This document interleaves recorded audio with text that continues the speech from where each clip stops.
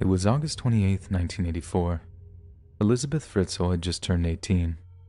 What should have been a happy time in her life was soon to become a living nightmare. At some point that day, Elizabeth would disappear and not be seen again for 24 years. Soon after her disappearance, Rosemary Fritzl, Elizabeth's mother, filed a missing persons report. No trace of her daughter could be found. Then, almost a month later, her father, Joseph Fritzl, produced a letter postmarked from Braunau, a city 100 miles from their home in Austria. According to the letter, Elizabeth was staying with a friend. She demanded her family not search for her, or she would leave the country. Joseph told the authorities she had probably joined a religious cult. They must have taken him at his word, and nothing else was done to find her after that day. Another 24 years would pass until the world would hear from Elizabeth again. She was never missing. At least, Joseph knew where she was the entire time. As it turned out, that same day that she had turned 18, he had trapped her in a hidden chamber that he had specifically built for her, in the basement. From then on, he would visit her at least 3 times a week, bring her food and other supplies. What followed involved graphic detail. Because of Joseph's repeated indecent assaults, 7 children would be born to Elizabeth in her prison, although 1 died soon after birth. 3 of the children, Lisa, Monica, and Alexander, were removed as infants and raised by Joseph and Rosemary. This was all approved by local social services after Joseph claimed the babies had just been left on his doorstep. Upon the birth of the 4th child, Joseph was kind enough to allow the chamber to be enlarged. Elizabeth and the children were made to dig out every inch of soil by hand. The undertaking lasted several years. As terrible as all this must have been, it could have been far worse. The captives were allowed to have things like a refrigerator, television, and VCR. During their ordeal, Elizabeth taught the 3 remaining children, Kirsten, Stefan, and Felix, how to read and write. Occasionally, Joseph would shut off the power and forget to deliver them food in order to teach them a lesson. In a couple of different instances, he went as far as telling them that they would be gassed or electrified to death if they attempted to escape. Then, on April 19, 2008, the eldest daughter, Kirsten, fell unconscious. Elizabeth managed to convince Joseph to seek medical attention for her. She assisted Joseph in carrying their child out to an awaiting ambulance. It would be the first time she had been outside in 24 years. Although she was forced to return and stay another week, her nightmare was soon to end. Once again, Joseph arrived with a letter supposedly written by Elizabeth. Fortunately, staff at the hospital found many aspects of his story puzzling and called the authorities. That was when the investigation into Elizabeth's disappearance was reopened. Joseph was questioned, and an expert on cults found his story improbable. Because her illness was so severe, Elizabeth pleaded to be allowed to visit Kirsten in the hospital. Amazingly, Joseph agreed, and Elizabeth, along with her 2 sons, were allowed to leave the basement for the final time. During the visit, a doctor tipped off authorities and both adults were taken into custody. Once she was assured that she was finally safe, Elizabeth shocked police with a story of her decades-long imprisonment and abuse. Shortly after midnight, Joseph, now 73, was formally arrested. The next day, Elizabeth, the children, and Rosemary were taken into protective custody. It's believed Rosemary never had any idea of what was happening to her daughter.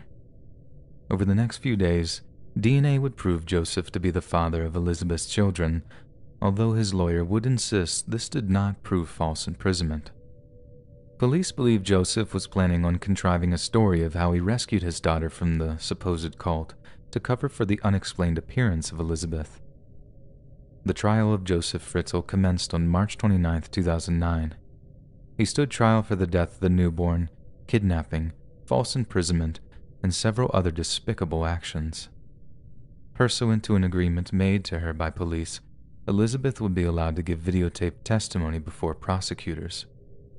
Joseph pled guilty on all charges except murder and threatening to gas Elizabeth and the children. The jurors spent 11 hours that first day watching footage of Elizabeth's testimony.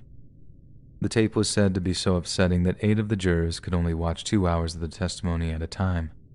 4 alternates were put on standby in case any juror asked to be excused. Elizabeth's older brother, Harold, also testified to being abused by Joseph as a child. The second day, Elizabeth herself appeared at the trial. Joseph was visibly shaken by her arrival, going pale and breaking down. The next day, he would change his plea to guilty on all charges. He's currently serving out a life sentence at Garston Abbey Prison in Upper Austria. He is eligible for parole after 15 years. On a good note, Kirsten was reunited with her family after being put under an artificially induced coma. She has since made a complete recovery. For the sake of the privacy, I won't say where Elizabeth and the children are living today. I will include that they are doing their best to live normal lives and heal from such a traumatic experience. The house that bore witness to these crimes was put up for sale and purchased in December of 2016. The purchasers planned to convert the property into apartments. The basement itself was filled with concrete in June 2013 at a cost of €100,000. Although in an interview in 2017, Joseph still showed no remorse for his actions, and in April 2019, it was reported that his health was in decline and he didn't want to live anymore. But we can only pray that he gets what he asked for, after creating a generational nightmare in a subterranean prison.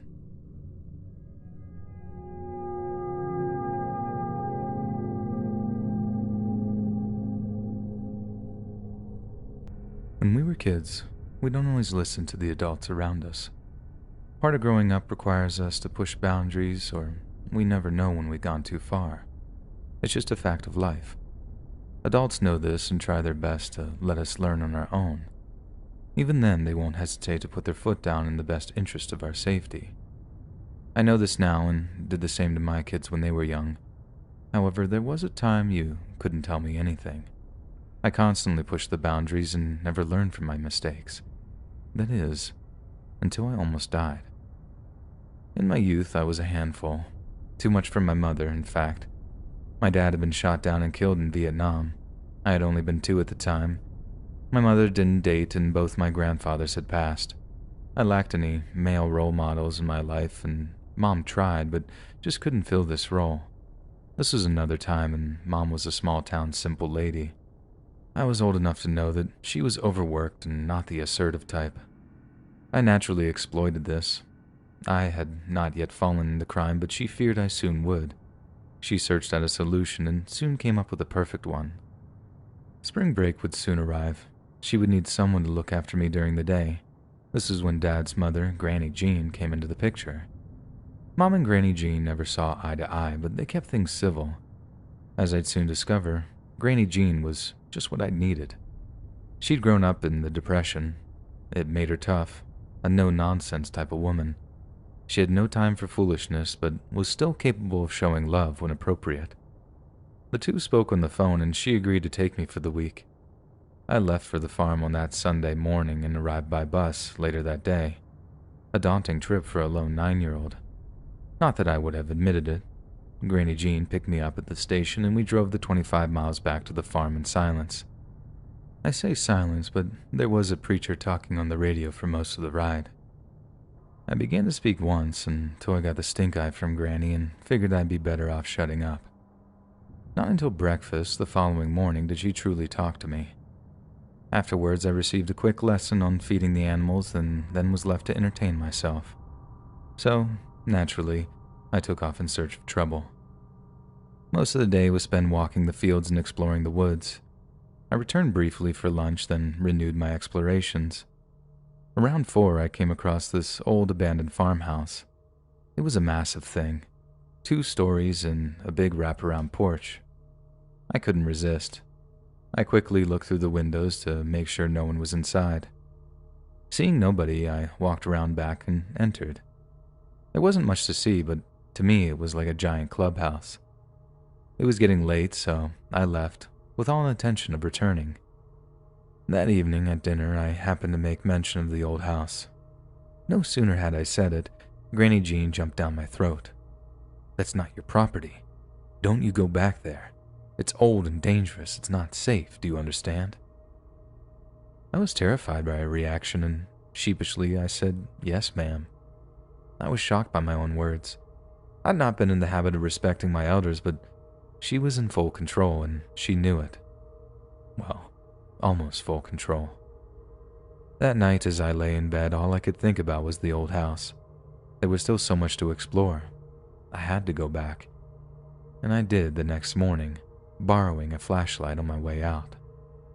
Beginning where I'd left off the day prior, I climbed the creaky stairs to the second floor. Had I been smarter about the layout of the old houses, I would have tried to explore the attic, but I didn't realize it was there. I did encounter a door that likely led to it, but it being locked, I moved on. I had much more to see. Having found nothing of note at this point, I returned to the kitchen. A door I hadn't yet tried was located there. It was difficult to open, but after a few hard yanks, it broke free. Ahead of me were stairs leading into a basement. The darkness before me screamed, "Come down." With my borrowed flashlight in hand, I descended down those stairs. One step had long since rotten away, and I jumped it. It's a miracle the step I landed on didn't snap too. Reaching the bottom, I swept the large room with a beam of light. I couldn't see much from my position. Therefore, I made the mistake of taking a closer look. I took 2, maybe 3 steps, and the door above me slammed shut. To this day, I'm not sure what caused it to close. A gust of wind is the most likely guess, but I'm almost positive I closed the back door behind me. I could be wrong. I was never good about closing doors, so no matter how improbable it is actually possible, I'll not entertain any other of the more outlandish theories. I jolted back up the stairs, skipping 2 or 3 at a time. I threw myself against the door, but it wouldn't budge. Again and again I did this, but to no avail, and I was trapped. I began panicking. Then, suddenly, I remembered the big swinging doors I'd seen when I arrived. I frantically raced back down, jumping steps in pairs. The second to last broke under my weight, sending me tumbling across the floor. The room was now very dark. I realized my flashlight wasn't working. I shook it rapidly and it came to life. I returned to my feet and renewed my sprint to freedom. The doors were 2 heavy wooden things that opened out. I'd need a lot of power to budge them. I summoned up all my strength and threw my body against them. But nothing. I repeated this twice more until I was too tired to continue. I took a break and tried to think. I closed my eyes and concentrated intensely. I pictured the doors as I'd seen them the day before. My mind's eye scanned every inch, every nail, every board. All hope I had disappeared in an instant. I should have remembered the large board straddling the doors from the outside. It was a sturdy-looking 2x4 or something of similar size. It spanned the entire breadth of the opening, slid tightly under 4 metal braces. I'd not lost complete hope just yet. I wandered back and forth around the room, examining every square inch. There were a couple of small windows. Perhaps if I broke them, I could squeeze out. A nearby brick was put into use, but it just bounced off the panes. I know now that it was reinforced, storm-proof glass. No matter the amount of foolish optimism or stubbornness I embodied, as the hours passed, my courage began to fail me.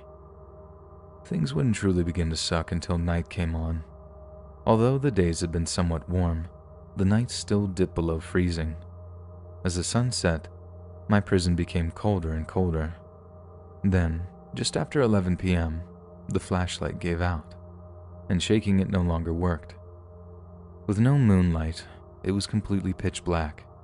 Rats began scattering about all around me, and I was now at the lowest point in my young life. My surroundings terrified me more than the thought of freezing to death. Visions of rats gnawing on my limbs, being too weak to move, overwhelmed me. Sleep became harder and harder to avoid. Even then, I knew if I fell asleep, I might not wake up again. I had no doubt that help would be coming, but would they reach me before I froze, or worse, was eaten alive? Sometime in the early hours of the night, I lost the battle and slipped into unconsciousness. In that sleep world, I could feel my soul being carried upward. I was no longer shivering. My body was warm, and I no longer hurt. This had to be heaven, I thought to myself. But fortunately, it was not my time. But rather than heaven, I was back in bed. The smell of baked things floated up from the kitchen, and it was all very disorienting. Had I just dreamed this, I thought? I looked around, and nothing was out of the ordinary. The sun was shining through the white lace curtains.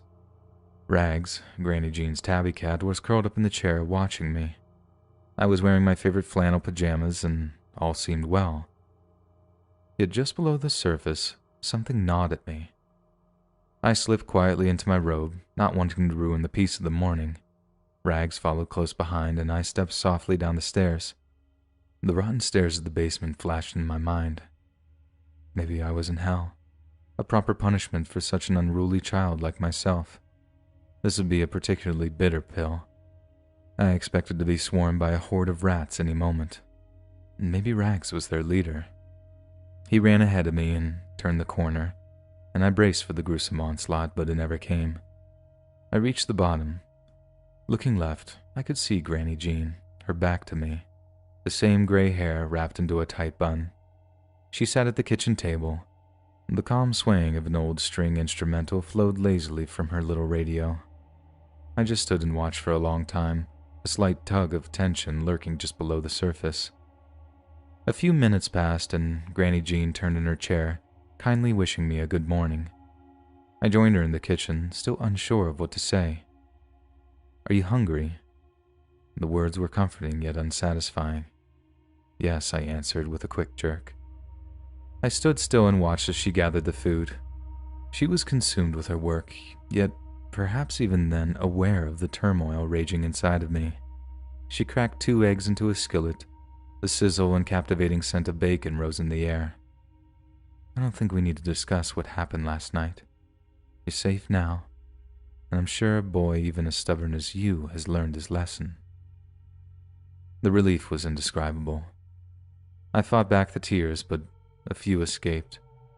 Their warmth, all the more soothing, I didn't want her to see, and I turned my back to her and spoke. "No, ma'am. I see now just how difficult I've been, and I'm sorry." And that was it. Granny Jean plated up my breakfast, and we sat together as I ate, not speaking, the soothing, swaying strings blending into the warm, fragrant air of the kitchen. For the remainder of my visit, I stayed pretty close to the farm. There were plenty of reruns on TV and chores to keep me occupied. I had meant every word I'd said that morning. A veil had been lifted. All the trouble I'd caused, my willful headstrongness, had led me to that cold basement. The adults around me only had the best in mind for me, yet all I ever heard was no. The old version of myself did die that night. When the week came to an end, Granny Jean drove me back to the bus station. As we parted, she gave me a little peck on my cheek. I'd never felt so grateful in my life, and I still hold a very special place in my heart for her. On my way to the bus, I turned back and waved goodbye to her. Had I known it would be the last time I'd see her, I would have thanked her for it all. She'd not just saved my body that dark, cold night. She'd done one better. She'd saved my soul.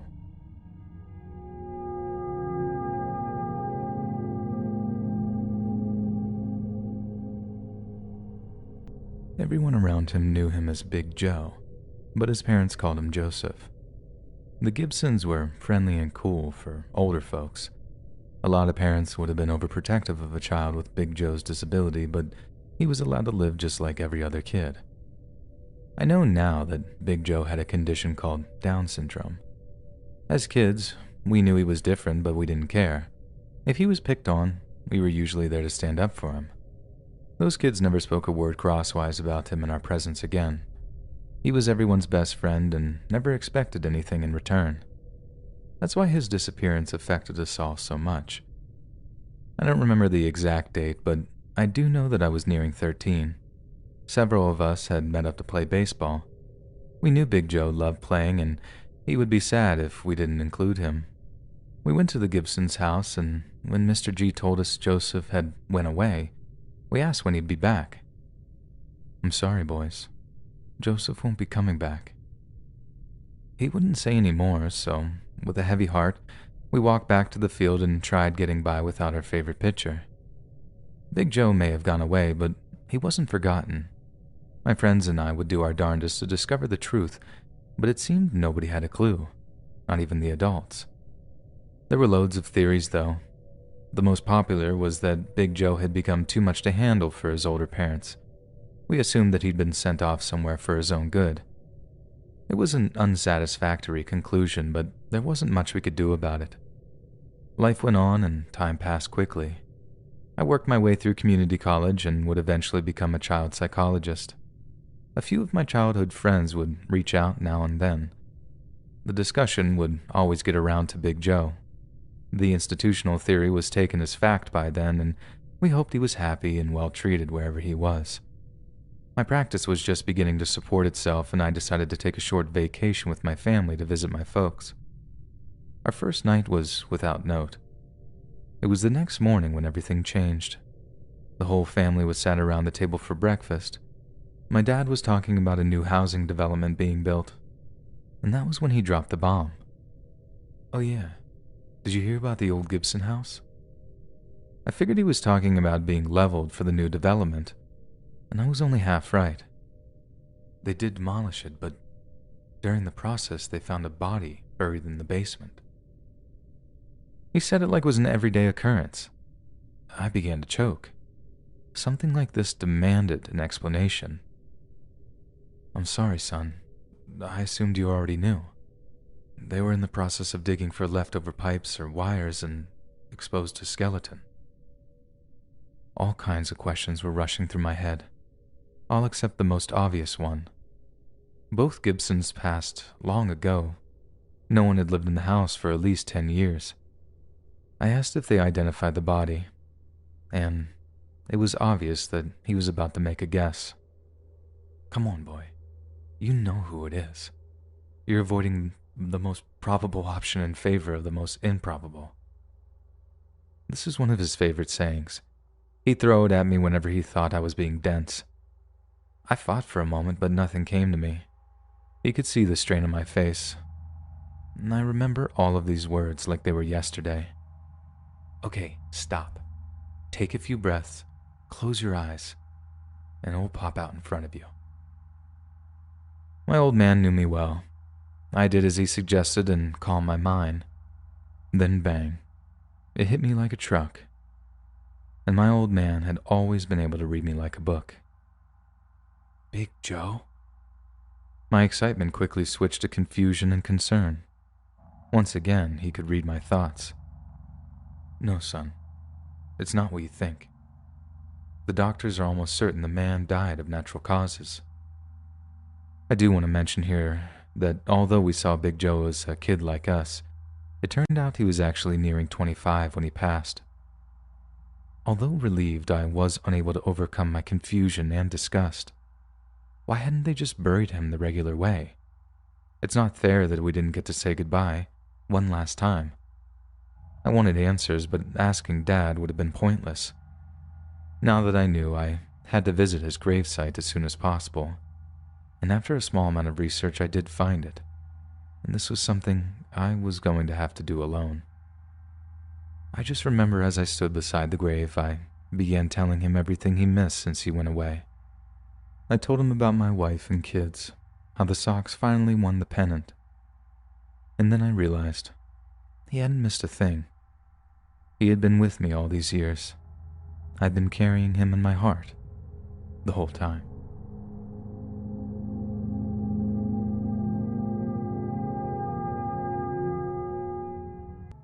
For the last few days, I've been reading about various Reddit members' run-ins with creepers, stalkers, and other downright freaky people.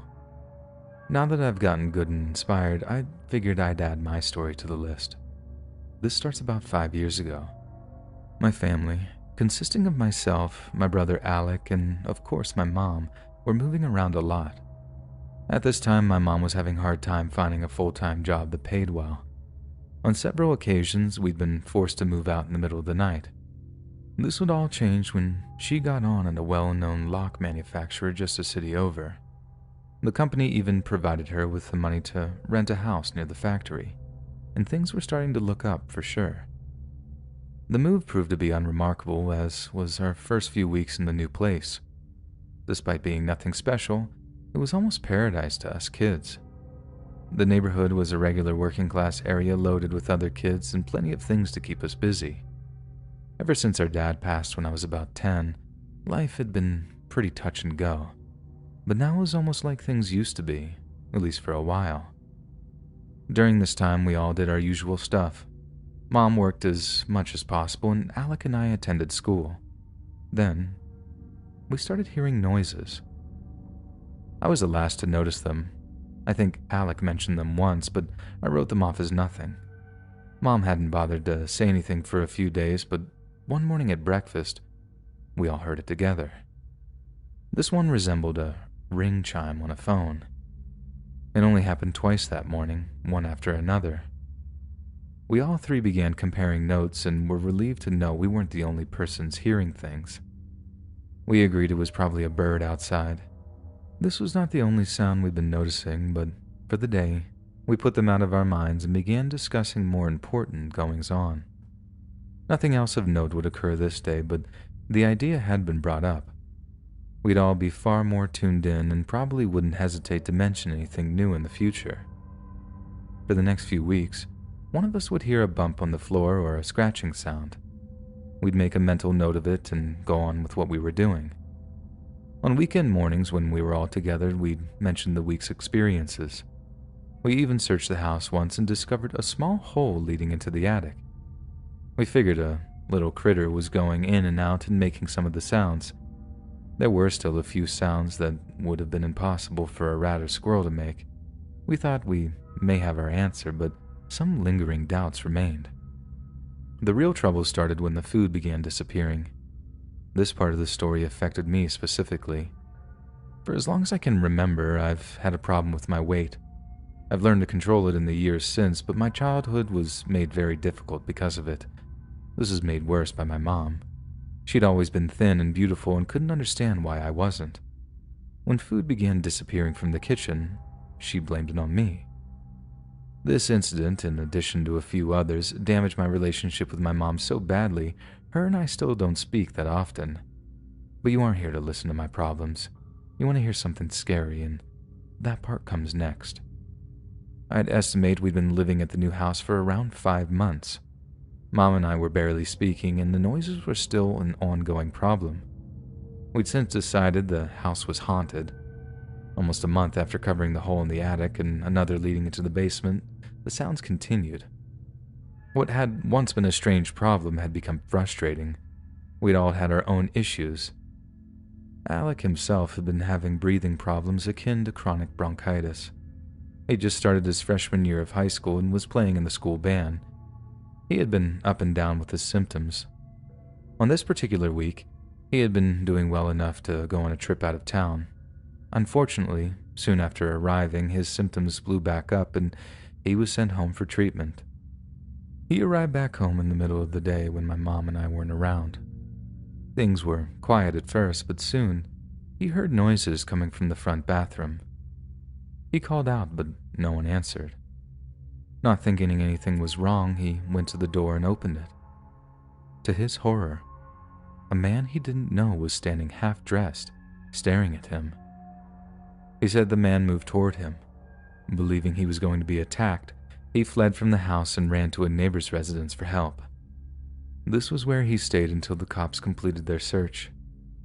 What they discovered would destroy our newfound sense of peace and cause long-term damage. When I arrived home, Mom was still speaking with the police. My confusion quickly gave way to terror after hearing their story. As they cleared the home, nothing appeared out of the ordinary. That was until they searched the basement. There they discovered a makeshift bedroll under the stairs, hidden behind a large stack of boxes. Although the intruder was gone, from what they found, it looked as if though he had been sleeping there for some time. I felt like I had been kicked in the stomach. and I became slightly hysterical for a moment. Once I'd gotten myself composed, I asked about Alec. He was still across the street and refused to return home. His hands were shaking and sweat was pouring down his face. A few hours passed and the authorities had all they needed for the time being. We all returned to the house in a vain attempt to move on. The side effects began to show themselves almost immediately. Alec was eventually convinced to return, but he was never the same. Nightmares became a nightly occurrence. He was unable to sleep until Mom or I showed him the basement was empty. Worst of all, his breathing trouble grew worse by the day, and I too was greatly affected. Every minute inside the house made my skin crawl. As for Mom, she said nothing, but the strain showed on her face. Her sleep too had obviously been hindered. With no news of an arrest, we were all drowning in fear. We did all we could think of to comfort each other, but it didn't do any good. At the end of the 7th month, we moved into a new place. This was a 3-bedroom condo without an attic or basement, and I remained there for another 2 years before getting my own place across town. I've been here ever since. After moving from the house, it seems all of our lives have improved. I'm fit, happy, and in a loving relationship. My mom found love with a gentleman from work and they married a year ago. Even poor Alec is doing well. His breathing problems slowly disappeared after the move. Doctors would discover his problems were likely related to the massive amounts of black mold we had been inhaling. After the diagnosis was made, the health department contacted the landlord only to discover the house had been demolished soon after we left. I see this as an admission of guilt. Alec's night terrors gradually lessened with the passage of time, and from what he tells us, he rarely thinks about the incident anymore. I'm not sure he's being totally truthful, but I'm happy to hear it nonetheless. The intruder is still on the loose, as far as I know. He's not even been identified. We'll probably never know the full story. He could have gotten in through an unlocked door or a window. At that point, he could have had a key made for the back door. Our big ring of keys that hung on a hook next to the kitchen wouldn't be hard to find, and from then on, he'd have free reign over the house during the weekdays. He more than likely heard us discuss our plans from his cubby in the basement, and that idea still gives me shivers. He'd be content in knowing when he would come and go safely without fear of being caught. That was until Alec arrived home unexpected. I suppose it's no longer important if he was arrested for his crime. All 3 of us have moved past the experience for the most part. Any long-term effects have dulled with time. A small thing does arise, however. I do wonder if our intruder has moved on to another basement. It's a part of the home most of us spend little to no time in. Perhaps you reading this are one of these people. Can you be so sure no one is lurking undetected below you, listening to your every word and move? Maybe you should go check, just to be sure.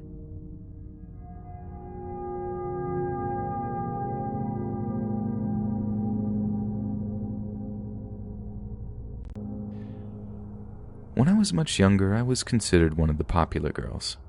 You would think that this would be an amazing privilege, for everyone to look at you and think that you were the best looking person in the room most of the time, to get all the attention from the guys that you could ever want, and sometimes even making other girls jealous felt kinda good. But let me tell you the truth about it. It really sucks. More often than not, I felt kinda bad for the girls who weren't as pretty as me, and I also felt bad for having to constantly reject a bunch of guys who were trying to date me. This was especially bad in high school. I got hit on all the time. It honestly became very distracting. I hadn't had a boyfriend up until that point. I really went out of my way to be a good girl. I always thought that if I just dated any guy that tried to pick me up, I wouldn't get the best guy that I could. So I just waited until I found a guy that I thought was worthwhile. I spent most of my time with my best friend Destiny. Me and her were really close, but I remember she almost got kind of jealous when I finally got something of a boyfriend. Me and this boy, Jake, never actually dated, but we were talking, for lack of a better term. It was one of those situations where people kind of knew that we were somewhat romantically involved. Like, we would talk on the phone at night and sometimes bring each other gifts to school, things like that. People always blew it out of proportion, but it was what it was. I remember Destiny being very disapproving of Jake. She said that he was a loser and that I could do way better than him. He definitely would have not seemed like the first guy I'd have gone after. At first, he isn't the best looking guy in the world, but I think he's really cute. Or at least I did at the time. I thought his real redeeming quality was that he was the most compassionate guy I'd ever met.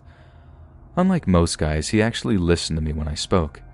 I felt like he really heard me, and that was of a heck of a lot more than could be said of any other guy that ever tried to date me before. And if I'm going to be honest, I felt more heard by him than anyone I'd ever met up until that point. The sad part was that Jake had quite a few issues. He wasn't just something of a loner. He also had this dark and mysterious side that I didn't really know anything about. Even to this day, I don't really know what was wrong with him. I just know that there is something about him that isn't quite right. And looking back, I was extremely naive to not have seen the signs before. He was disliked by so many people, and it wasn't like your standard reaction where people think he's awkward or something. He totally was, but there was something else that was completely off about him. Even my dog had a bad reaction when I brought him to my house one time, and as anyone should know, if a dog doesn't like you, then there is really something wrong with you. Anyway, nothing bad really happened between us until we had a field trip one day. Our entire grade was going to a theme park about 30 minutes away. It was supposed to be a really fun thing. As long as we stayed in small groups of at least 3, we could pretty much go wherever or do whatever we wanted. The idea of not having to be followed around by a teacher all day was extremely enticing. On the day of the field trip, it ended up being me and Jake and Destiny in a group of 3. He really wanted us to ditch Destiny so we could go and have some fun, but I wasn't about to do that to my best friend, nor did I really want to do anything like that with him on this field trip. Most of the day went by and it was actually pretty fun. There was one point when I had walked by a water slide. Some of the kids who were riding on it splashed some of the water and got me completely soaked. I had a spare shirt in my book bag and I went to the girls' locker room to change. But this is where things got weird. There was no one in the girls' locker room. I went in there and started to change, and then I heard someone else walk in. I just assumed it was another girl or a woman. It was a pretty crowded day after all, but no, it was Jake. He started touching me very inappropriately. I told him that I really wanted to do stuff with him, but just not under these kind of circumstances. But he wasn't getting the hint, and it really started to freak me out. I could feel it in his pants rubbing against my leg. His breath got heavier and heavier, and he got himself really worked up. Finally, I just had to yell at him to stop. I told him that he was really freaking me out, and I just got the rest of my clothes, and I walked out. But he didn't follow me. He just let me leave. I stood outside of the girls' room for a few minutes waiting for him to come out, but it was a little while before he did, probably close to 5 minutes. As you might imagine, I was not excited to go back in there and get him. Destiny also gave me a look when I came out. I told her that Jake was in there, but I didn't tell her what he was doing. She just asked why he was in the girls' locker room at all. I couldn't think of a good excuse. I didn't want to tell her that he was being a complete and total creep with me that day. Destiny was fed up because she wanted to go buy a pretzel. She knocked on the girls' locker room door and told Jake that he needed to come out right now. We stood there for a few seconds, and we all heard some strange grunting noises. It was honestly really awkward, and me and Destiny just stood there and looked at each other. Jake finally made out one last grunting noise, and a few seconds later walked outside. He didn't say a word. He was kind of out of breath, and it was one of the most awkward moments of my life. We told him that we were going to get a pretzel, and he just shook his head. He slowly followed behind us as we made our way to the snack bar. At the time, I don't think I consciously knew it, but now that I'm a little older, I think I have a pretty good idea of what he was doing in there. As you might imagine, that was the end of mine and Jake's little romance. That was the creepiest thing I've ever seen anyone do, and it was so shocking coming from him. I felt like I'd spent so much time getting to know him only to find out that he was even creepier than all the other guys.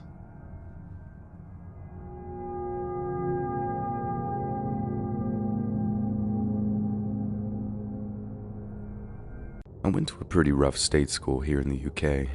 It was only for 3 years as I ended up moving schools to complete my GCSEs, but it definitely made an impression on me, as well as leaving me with a handful of anecdotes that I don't think I'll ever get tired of telling. Most of them are pretty funny, childish antics and schoolyard gossip, that sort of thing. But one or two others tend to provoke horrified reactions from anyone I tell them to. And one of these stories is the story of when Mr. Broughton had enough. So there was this kid in my English class called Francis, and Francis was one of those hard cases in our year group. He basically did whatever he wanted because teachers knew that it was just easier to ignore him and teach the kids who wanted teaching as opposed to rising to his bait. Try to discipline him and Francis might just decide to throw a chair or something. As you can imagine, most teachers didn't want the smoke, so Francis basically ran year 10 for a while. And it wasn't just the teachers' lives he made miserable either. Anyone who wasn't in his little circle of friends was a target for his aggression. As I'm often fond of telling people, he literally fulfilled the archaic bully stereotype of stealing people's lunch money.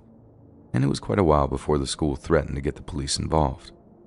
I think they couldn't even expel him because he'd already been expelled once and no other school in his postcode would take him, so we were kind of legally stuck with him, I guess.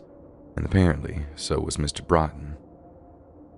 Francis gave all his teachers a hard time, but Broughton was a kind of exception. You see, he was a big bloke, an ex-rugby player who'd tried and failed at setting up a senior rugby team when all the year 10 and 11 lads wanted to do was play football or get high. Given the chance, he'd have crushed Francis in a second. But given all the rules on how teachers couldn't touch students, Francis knew he was basically untouchable. But that didn't mean he wasn't cautious about it. Francis definitely gave Mr. Broughton an easier time than the rest, at least, until the day he decided to push the envelope. So, that day we're sitting in English class and Broughton is trying with all his might to get us to read through Act 2 of A Midsummer Night's Dream. Francis is up to his usual tricks, trying to put people off reading, making silly innuendos, generally making a nuisance of himself. Broughton starts telling him off for it. Gently, mind you, but he's still telling him to shut up and behave. Whenever anything like that happened, I just learned to zone out and let it happen. Like, as weird as it sounds, there's only so much drama you can take before student-teacher verbal confrontations just get boring. So I'm not even sure how it happened, but I just heard Francis mention something about Broughton's wife. And then a big chunk of the class did like a subdued rap battle "oh" reaction, anticipating a sharp escalation. But by escalation, I purely mean verbal. There was never any chance of an actual physical fight happening, at least not between a student and teacher. That's what I thought anyway, and that turned out to be very wrong. Usually whenever Francis brought up something personal to do with the teacher, they had long since learned to ignore it. And the thing that really grabbed my attention here was that Broughton had most definitely not ignored it. He was looking up from his desk, redder than a beetroot, just staring at Francis after he made the comment about his wife. It wasn't even that bad, I don't think. From what I heard after, Broughton had said something about leaving the rest of us to get down to business, and Francis had said, "Oh, just like your missus, sir." Honestly, it was still considerably less harsh than the majority of the abuse he doled out to teachers, but still, Broughton was looking at him like he'd just slapped his wife in front of him. "Young man," Broughton started, his voice is literally trembling with rage. "I'm gonna give you an opportunity to apologize for your comment." Francis should have taken the chance while he still had it, but it was never like him to quit while he was ahead. "Oh, struck a nerve, have I, sir?" Francis just gloated. He didn't recognize how serious the situation was about to get, and honestly, neither did I. I didn't expect Mr. Broughton to explode the way that he did. I didn't think he even had it in him, yet little did I know, he was about to teach Francis a lesson he'd never forget. "Just apologize," Broughton said, "and we can leave this here." The way he said it was so seething that the whole class was silent, waiting for Francis's retort. and I remember shifting in my seat to subtly watch whatever he was about to do. I think everyone and their dog could see something cataclysmic was about to go down. Everyone, except Francis. "Oh, touchy subject, eh, sir?" he said. "What? Did she cheat on you or something? Having it away with the milkman on the side?" At that, Broughton exploded, standing up so violently from his chair that his desk shifted a bit. He then marches down one of the rows of desks towards where Francis is sat, and Francis responds by standing up, stepping into the aisle, and throwing his arms up in the air like, "Come on then," kind of way. He'd done it before, many times than I could count, and it always ended with the teacher backing down and Francis firmly being king of the classroom. Not this time. Both of Broughton's massive rugby player hands shoot up and wrap themselves around Francis's throat. The choking sound he set out was honestly terrifying, like a sharp, constricted attempt at inhalation that just came out as a gargle. The entire class gasped as Francis threw a punch in Broughton's direction, but his reach was nothing compared to the teacher's, and his swings missed wildly as he turned increasingly red in the face. I thought Broughton might throw a punch back for a second, but he didn't. Instead, he drags Francis just a few feet toward one of the windows. These are the kind that don't open up horizontally, like a door. They're the kind that open vertically and with just a crack, if that makes sense. Safety windows, so a kid couldn't just fall out, but with an angry teacher forcing a kid towards the opening, there was still enough room for a kid to be thrown out, which is exactly what Broughton appeared to be doing. He was forcing Francis's head towards the opening, pinning him down on the windowsill before forcing his head into the opening. Through a combination of choking and struggle, Francis had barely made a sound as the entire class just sat back and watched in horror. But as soon as his head was out the window, and he's looking down 3 stories at a concrete playground, his attitude changed completely. "Sir, please, I'm sorry. Sir, no." If anyone had been about to speak up, hearing Francis talk in a way that sounded utterly terrified, it stunned everyone into silence. It was like seeing a unicorn or something you never, ever expected to see with your own eyes. A scared Francis seemed like a complete oxymoron, a total impossibility, right up until that moment. "Tell me I wouldn't be doing the world a favor," Broughton said. He was angry that his voice was cracking as he screamed. "Go on, tell me. Tell me who'd be sad if I just dropped you." At least a third of Francis's upper body is jammed out the window at that point. His legs are flailing, kicking at the chairs and desks behind him, and for one hot minute, I think everyone believed Mr. Broughton was actually going to drop Francis out the windows.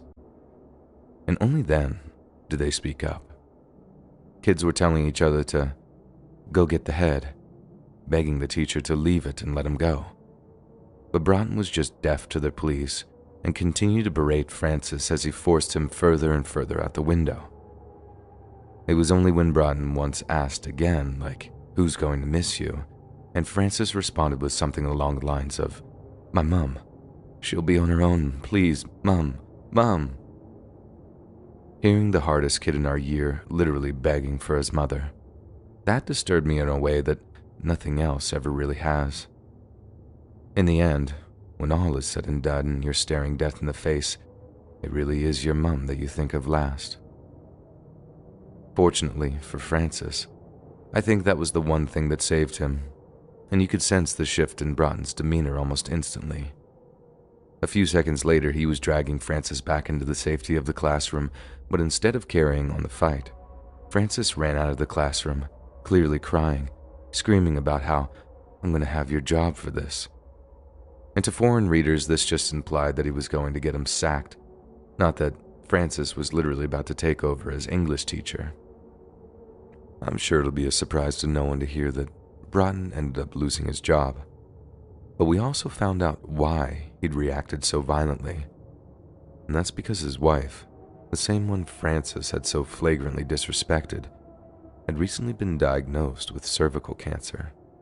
And I'm pretty sure it was terminal. I'm not saying he wasn't out of order for kicking off on a student like that, but at the same time, I can understand why that was the straw that broke the camel's back, so to speak. I think it was the same for my parents, too. Like once they heard about Broughton getting the sack for almost murdering a student, they went into overdrive trying to find a decent school for me to prep for my exams. I left that school less than 2 months after that incident, and did a few weeks homeschooling while my parents petitioned the council for an emergency placement. It worked. I got out, and the rest is history, I suppose. But I still think of state secondary school teachers from time to time, how some of them must be living an actual nightmare on a day-to-day basis, and how fortunate I am that I don't have to do the same thing. One of my biggest problems is that I attract the weirdest kinds of people. There are a lot of people who say that, but you have no idea until you've met some of the people that try to hang out with me. There was one guy who took the cake, though. His name was Jonathan. He lived down the road from my parents' house. This was years ago, and thankfully I hadn't had anything to do with him in a very long time. I was your average-looking girl. I was in high school at the time, and I was extremely naive. I've had a couple of really bad experiences. I've kind of been shown the true horror of the world firsthand. Not trying to turn this into a pity party or anything, but you don't realize how cruel the world is until horrible things happen to you. And if you were idealistic about people the way I was, you'll just have to live through some bad experiences to find out. But anyway, back when I was a sophomore in high school and extremely naive about people and their intentions, I was friends with Jonathan. I thought that he was kind of a nerdy guy, but that he was capable of being a friend. Bear in mind, he was a 30-year-old who lived with his grandmother who collected Social Security. He didn't have a job, didn't have a girlfriend, and he thought it was a good idea to hang out with a girl in high school that lived down the street. That's the kind of guy Jonathan was. I wasn't really close with my parents, so they didn't really know anything about who I hung out with. I didn't hang out with Jonathan very much, but I would say hi to him and have the occasional conversation from time to time.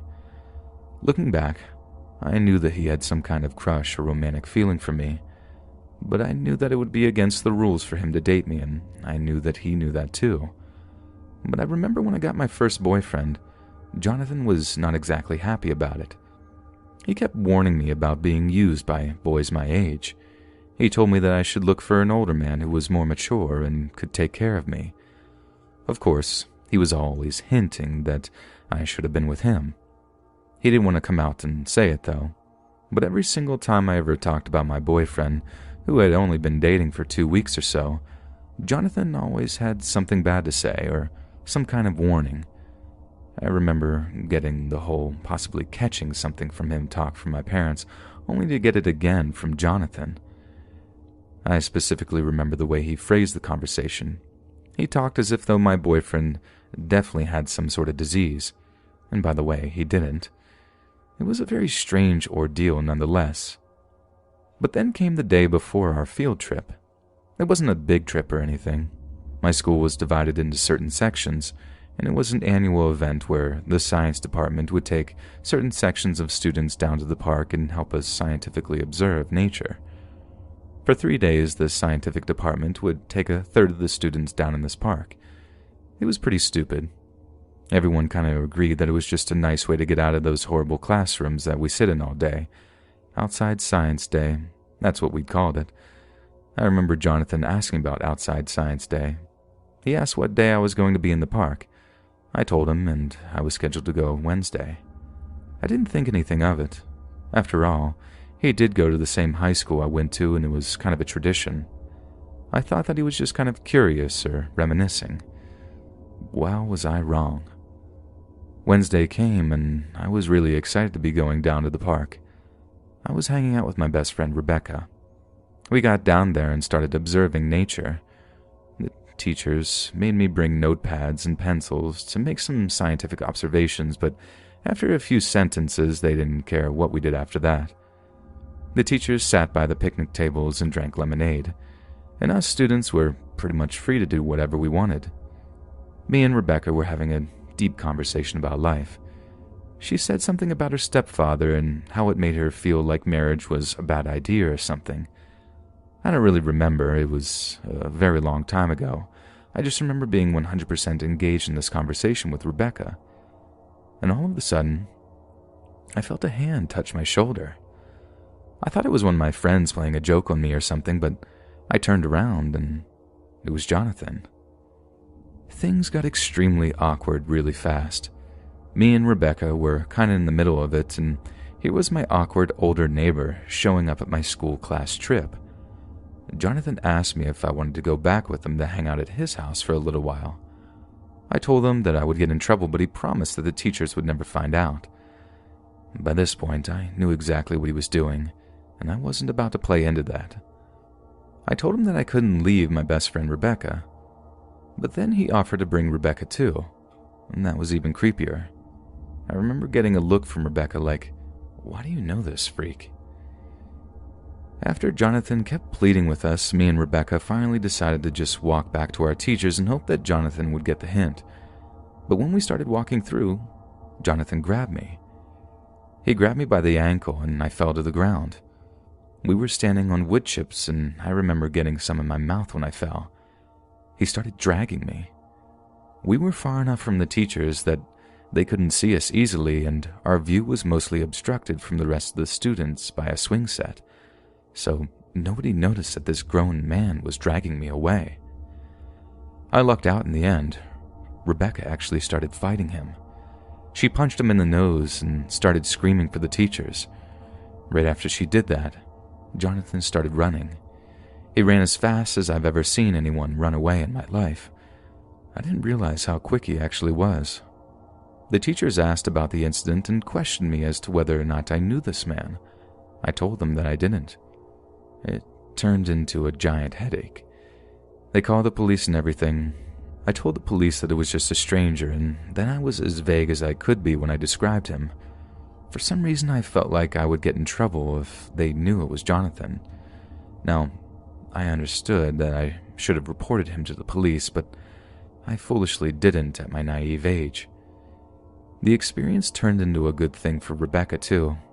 She always bragged about punching a grown man in the face and him running away. I was pretty sure that Jonathan was running because he didn't want the teachers to see him, and not because Rebecca's punch necessarily hurt him that bad. But I never told Rebecca that. After that incident, Jonathan never showed his face anywhere near me ever again. I think he was familiar enough with my schedule that he knew when I got on and off the bus, and he just stayed away from me. That was the first time in my life that I was faced with this sort of dark reality.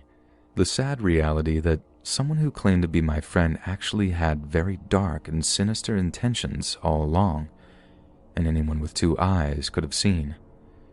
If you're like me, do yourself a favor and be more cynical about people.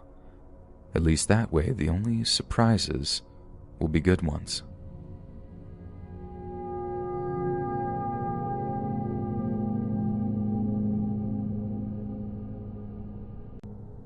The weird thing about dating someone with a mental illness is that they can seem like an otherwise normal person, at least until they snap in whatever way they do.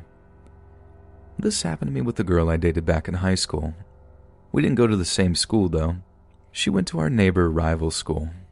There was something of a friendly competition between our two schools. Believe it or not, we actually met at a football game. Anyway, I ended up dating this girl. It was sad because she was actually a really nice person, but her mental illness made her extremely unbearable.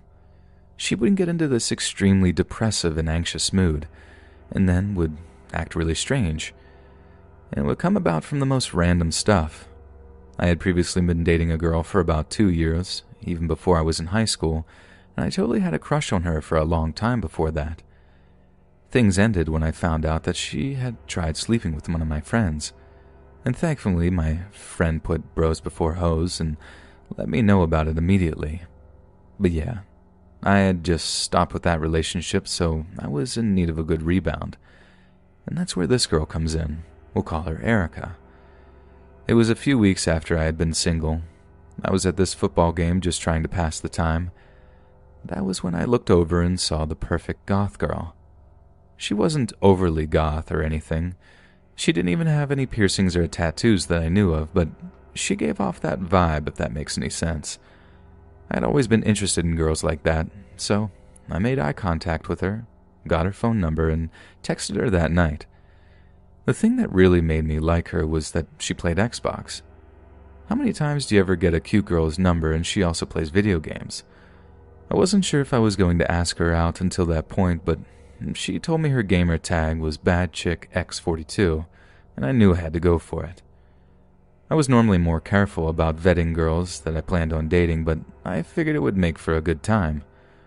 Worst case scenario, I broke up with her because I didn't like her and then I never saw her again. I tell you all this backstory so you can get a good picture of what me and Erica had going on. It was very relaxed, it wasn't serious, and I never once got the idea from her that things were a big deal. She also told me that she had really bad anxiety. When she told me, I didn't think much of it. I figured that everyone gets anxious once in a while, and I had no idea how bad her anxiety actually got. I remember there being this one day when I had a field trip in my school. It was as lame as you can imagine, but it beat sitting in class. So I signed up and was looking forward to the day when it came. The night before the field trip, I didn't text Erica, which was unusual because we normally text each other every night, sometimes into the early hours of the morning. I just wasn't feeling it that night. I was kind of sad and I just wanted to be alone and eat pizza rolls while I watched That 70s Show.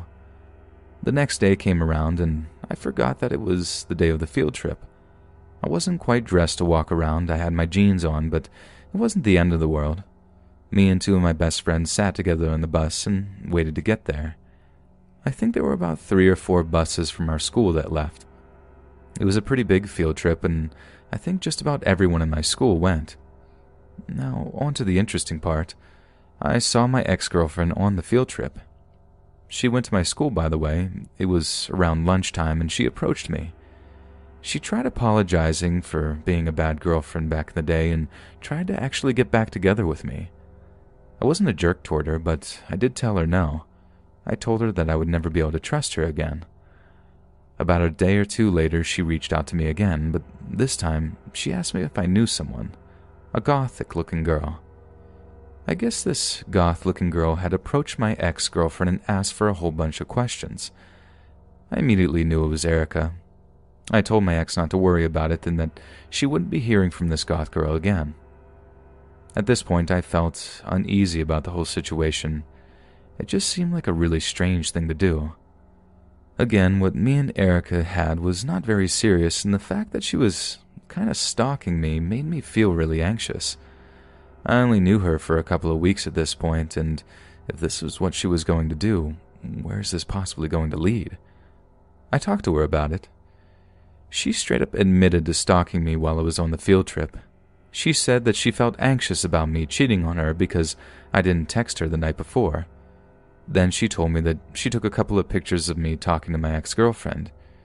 She told me that she had somehow found her and confronted her. I felt really anxious at this point and tried not to act shocked. The entire time I couldn't help but think about how much I regretted asking her for her cell phone number. And this is where things seriously got out of hand. I guess you could tell by my facial expression that I was really freaked out, and that's when she decided to threaten me. She looked me right in the eyes and said that she would kill me if I told anyone. I know what you're thinking. It doesn't sound as bad as it was. If you could see the look in her eyes when she said that to me, you would have been anxious about it too. I continued texting her and acting like nothing happened for a couple of more days. She apologized and said that she gets carried away sometimes. And I gave it about a week before I just kind of straight up blocked her. She really freaked out. I knew I was taking some kind of risk when I did so. I wasn't sure if she was serious when she said that she was actually going to kill me or not. I remember being really paranoid for a couple of days. She didn't know where I lived, but she knew where I went to school, and she had the ability to track down someone that she only had a picture of. I have no idea how she tracked down my ex-girlfriend just from seeing her one time and having one picture of her. The scary part of the story is that she told me that she would end my life and then end herself. She sent it to me as a message, and I read it through email, so I'm not sure how serious she was about it. All I know is that she is an extremely capable person. Again, just think about how much went into finding my ex-girlfriend, or even stalking me on the field trip in the beginning. You couple that level of capability with someone who is seriously mentally unhinged, and you throw a violence threat as icing on the cake, and you got yourself a real recipe for disaster. I really don't want to say anything to anyone because I know that if the word gets out, my reputation could potentially be ruined. People would think that I'd be the kind of person to run and hide and start crying at the first instance of a small goth girl threatening me. I know that's not how the situation is, but I know that's how people would react to it if they heard. It's been a while since I've had any form of communication with Erica. I blocked her email, phone number, and every social media account you can imagine. I'm just hoping that she can let sleeping dogs lie and let me live my life. And as worried as I am about it, I still feel bad for her. I really hope she gets the help that she so desperately needs.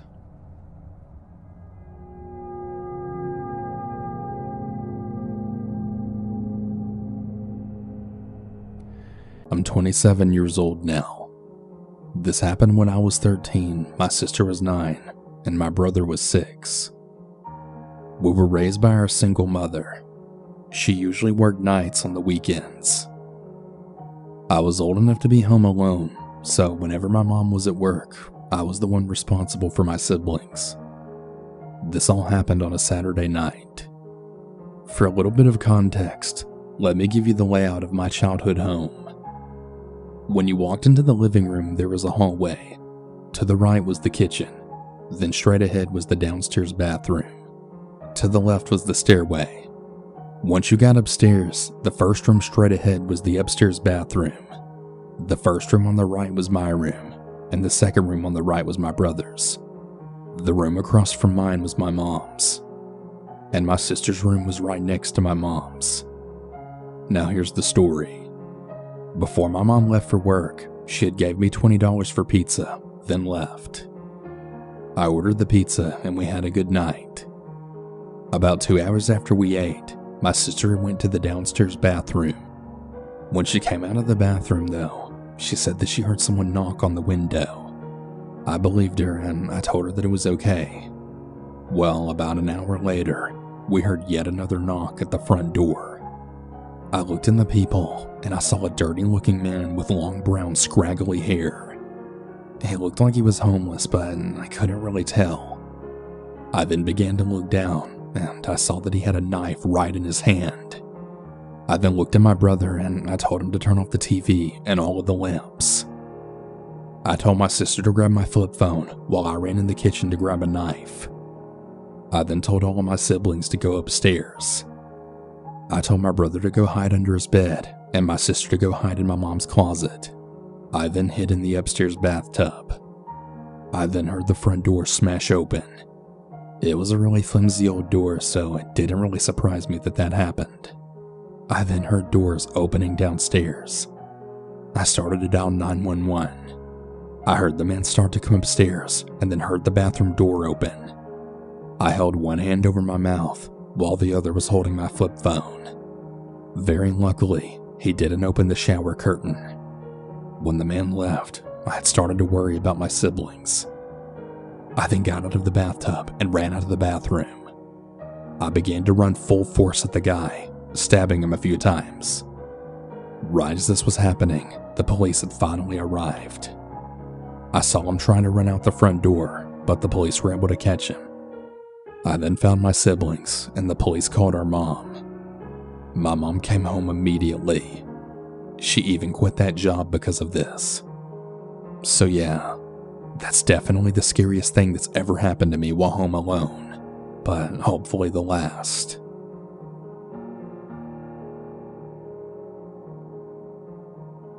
I'm currently a 15-year-old female, but I was around 11 at the time of this event. It was mid-December in West Virginia, and there was a thin layer of snow on the ground, and I was home alone while my entire household was at the local Walmart. I didn't go because I had a terrible fever, but regardless of the fever, I typically stayed home anyway. I've always had some sort of social anxiety, and I've never really liked being in a crowd of people, with the fear that I'd be judged. Now, starting the story, it had been about 15 minutes after my family left, and I was sitting on my bed with my protective pit bull. Keep that in mind because it's a really important part of the story. I was watching some show on my laptop when, out of the corner of my eye, I saw what looked like a human shape, then very quickly passed my window. I tried to brush it off while attempting to rationalize the incident, but I had a gut feeling that something was wrong. Disregarding my gut feeling, I directed my attention back to my show, when about 5 minutes later, my dog jumped off my bed and then started growling while looking at my window. I didn't really think too much of it at first, knowing that she often growled at deer when they passed my window. But then I thought about what I saw before, and then pretty much instantly I felt my stomach go numb. I slowly walked up to my window to see if anything was there, and at first glance I didn't see anything. Then my heart sank. I then looked across the snow and saw boot prints. Boot prints leading to my window. I was terrified at this point, scared to look down, but still, I slowly let my eyes venture downward, and to my horror, right below the window pressed up against my house, I saw a man. He was about 6 foot from what I could tell, with dark brown hair, a beard, and dark green eyes, and he was wearing a snowsuit. He then looked up at me, and the both of us were frozen in fear. We made eye contact for about 10 seconds, but that 10 seconds felt like forever. As soon as I snapped into realization, I grabbed my phone and ran as fast as I could up the stairs and then into my bathroom. I could still hear my dog growling and loudly barking, but I didn't care. I decided to call my mom. Stupid, I know. I should have called the police instead, but I was just so scared, and the only thing making me feel safe was the sound of her voice. As soon as she picked up the phone, she heard how stressed I was and just how frightened my voice sounded. I explained the situation, and she told me she was sending the police and that she would be heading home ASAP. Well, everything was starting to smooth out. Although I was still shook, I was feeling more comfort now. But then everything came crashing down when I then heard glass begin to shatter. I thought I was going to pass out.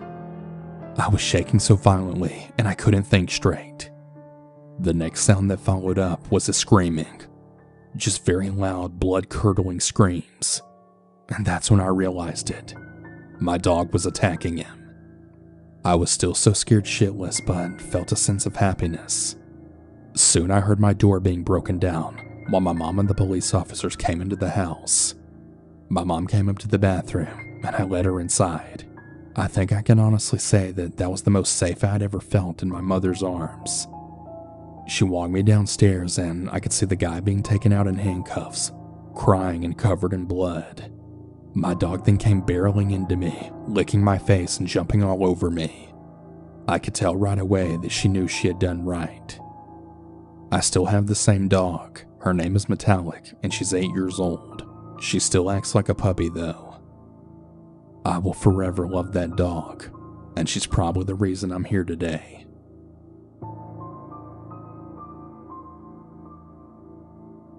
So, I'm a big horror fangirl. I'm 20 years old, and over the past year, I've been collecting from the figures to the mask to even life size. I won't say this story was terrifying or anything, but to me, it basically saved me. I'll try and make it simple. I'm a big Michael Myers fan, and last October I bought a life-size figure of him. Oh, and a Chucky doll too. And not just one of the cheap ones, the replica-looking ones. Some may call me crazy, but what's not to love about horror, right? I keep everything stored away at the moment, apart from the life-size Michael, which he stands around 6 foot. He's not a cheap-looking guy either. He looks like the real deal. The replica mask, real coveralls with blood, and even a knife too. He stands in my room right next to my bed. And even though it used to creep me out seeing a dark black figure in my room, I eventually got used to it. Like to the point where I actually felt comfortable around him. I don't move him anywhere else though, as nobody in the house really liked him. Anyway, Now that that's all out of the way, here's the thing that happened.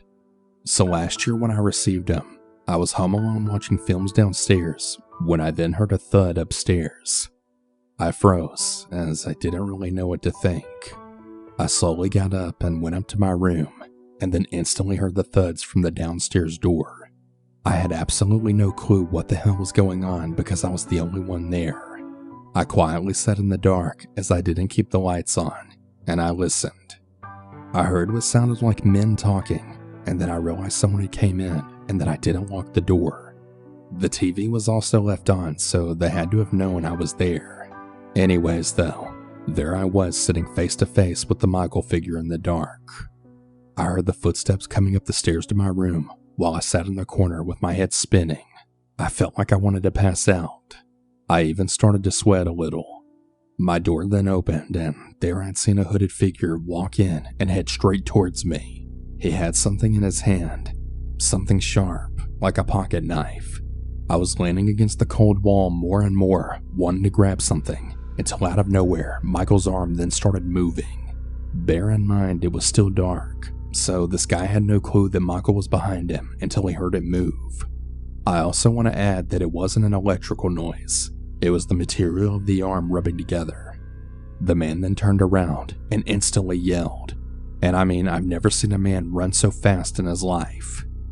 The man then started yelling, "Go! Get the hell out of here!" to some other guy that was in a van outside. I stood up and watched them as they drove off. I then noticed a crack in my window. Obviously, these freaks were throwing rocks at my window, possibly to distract me, but I didn't care about that. I turned around and just stared at Michael because I really had no clue that he could even move. I started investigating and then realized he was an animatronic the entire time. But I was thinking he moved just at that exact moment and basically saved my life that night. I can even laugh about it now because of how scared the guy was. I got my window repaired and did mention to the police that I had a break-in, but there was really nothing they could do about it. But it was still reported just in case they tried anywhere else. Luckily nothing was taken, as there was really nothing valuable downstairs. Obviously this Michael Myers looked like a real person, and anyone that looks at it, especially in the dark, gets the creeps by it. I know it sounds insane and maybe even funny, but this incident really happened, and I'm so damn thankful that I have him in my room. I never even once thought it would save my life like this, especially if he never moved. I always wonder how he moved anyway. I mean, it happened all by itself. Was it some kind of coincidence? I'll never know. But thank you, Michael. God only knows what that guy would have done to me if you weren't here.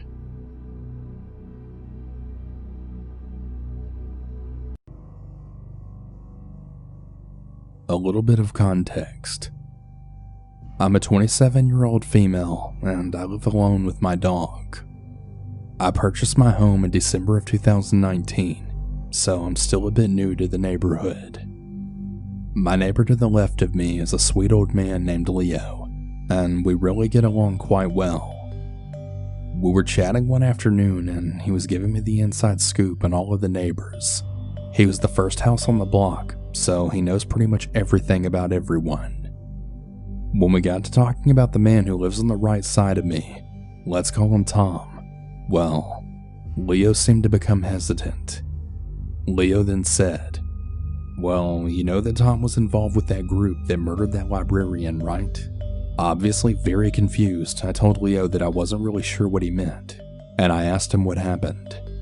I'm not sure if Leo just regretted telling me in that moment, or if his hearing is just bad and he didn't hear my question.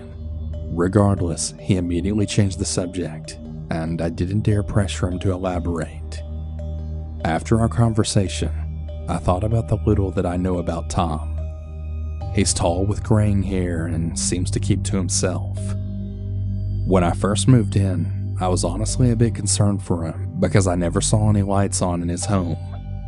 Every single blind was pulled down consistently, and his old truck rarely ever left his driveway. He's also the only one on our street with a privacy fence surrounding his backyard. Total red flags looking back now. Later that night, I decided to do a bit of research, trying to figure out what Leo had mentioned. And well, it didn't really take long for me to stumble across the news article. One of the most gruesome murders in the county, it read. I read articles upon articles and full court documents all about the violent murder of a middle-aged woman. It turns out that when Tom was a young adult living in the next county over, he and his friend attempted to rob a neighbor by breaking into her home during the daytime, but she unfortunately caught them in the act. Instead of fleeing the scene, however, Tom's friend then knocked her out cold with a bottle. According to the friend's testimony, while he continued gathering valuable items, he then found Tom brutally sexually assaulting the woman on the floor, all while she was still unconscious. Afterwards, Tom beat her skull in with a baseball bat. The friend slit her wrists, and the both of them wrote all over her naked body with black ink. The men then stole her car and were later arrested after they ended up crashing it due to icy road conditions. When the deceased woman's son came home from school, he said that his mother looked completely unrecognizable.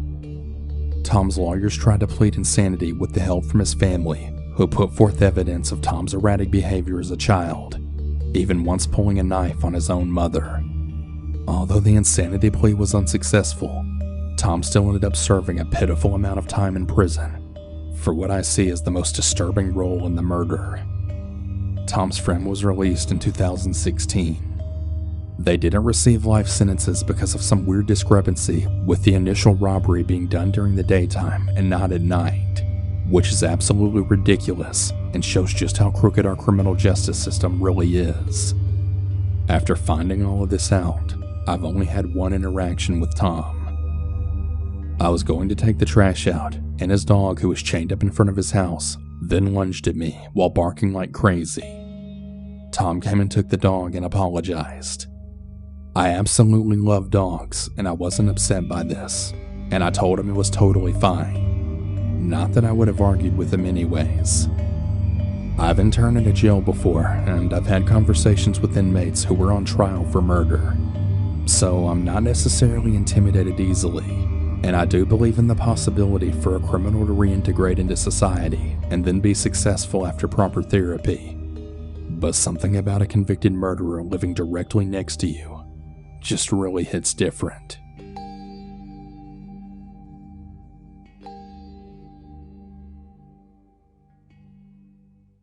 I was 17 years old and I had just gotten home from my summer job working grounds crew at a golf course. During the day at work, I had been talking with my buddy about hanging out that night, so I got in the car and headed over to his house at around 5 p.m. I live in Massachusetts, so midsummer at 5 p.m., it's broad daylight. My friend's family had a big old farmhouse in a rural part of the state. Right as I was driving, my friend gave me a call and told me that he was running an errand and he would probably get home after I got there. He told me the door was open and to just go in, and he'd be back soon.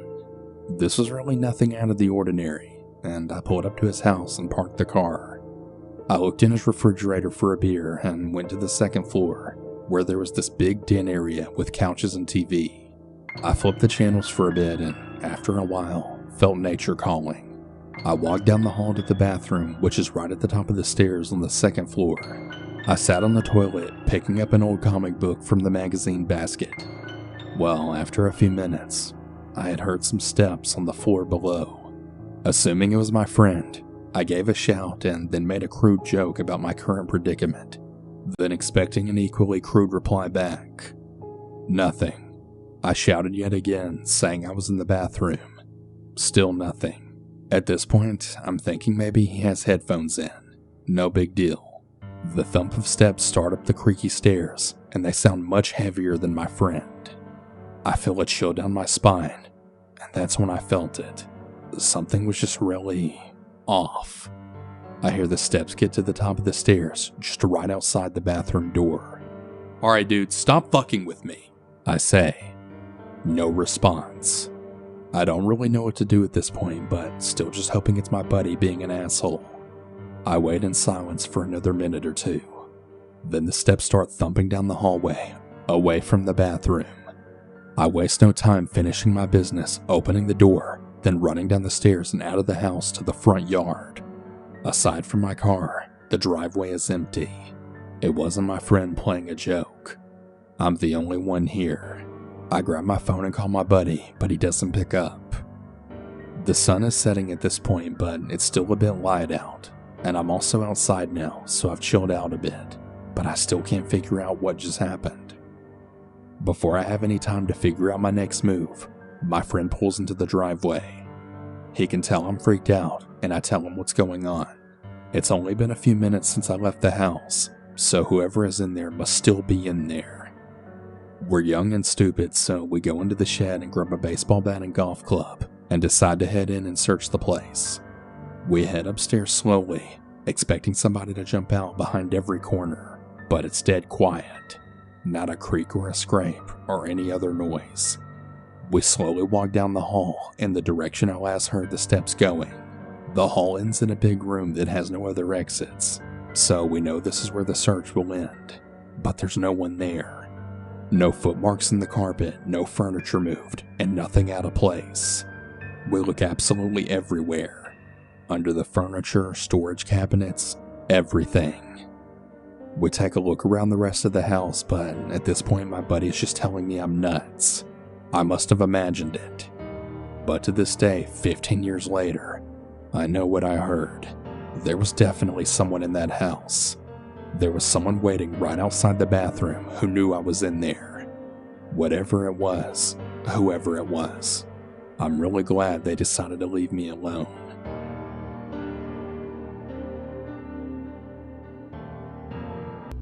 I grew up in rural areas my entire life.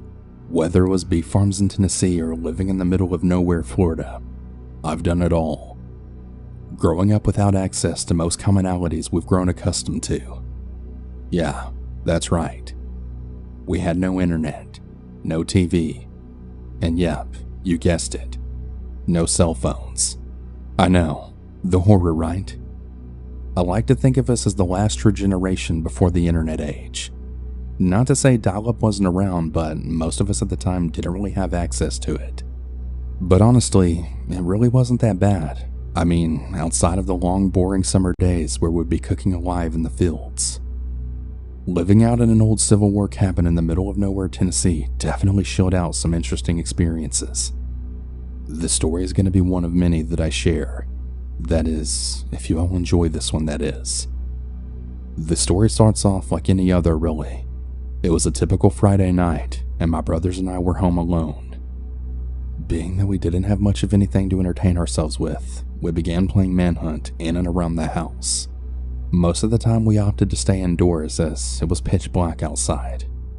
For a bit more context, our cabin was situated on top of a rather steep hill that had a long winding driveway running down it. Our cabin had a basement level, the main level where most of the house was, and the upstairs that only had my room.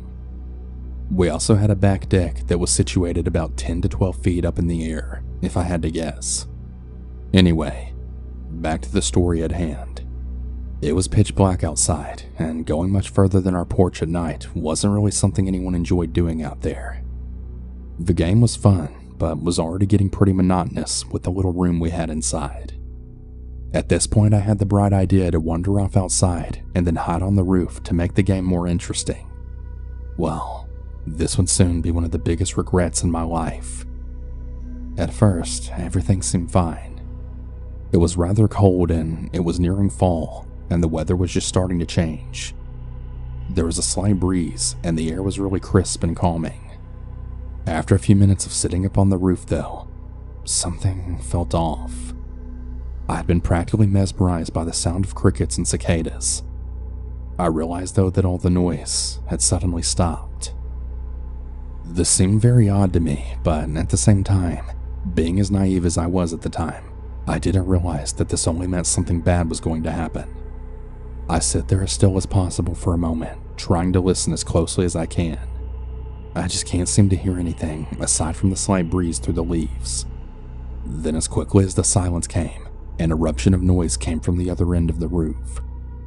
For a bit more detail, we had a metal roof at the time, making it very easy to hear when things walk on the roof. It sounded like something had landed on the opposite side end of the roof.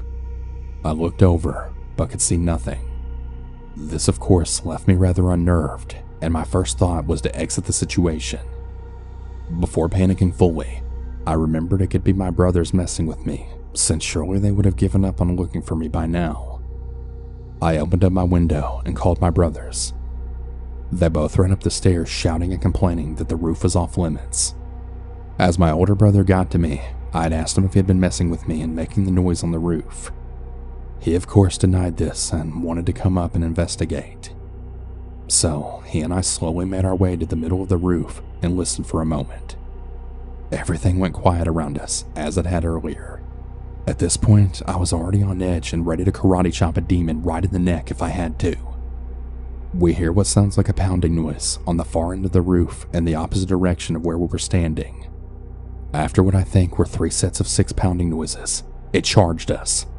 I think it did anyway. It sounded like hooves were running on the metal roof, but the only issue was we couldn't see a thing.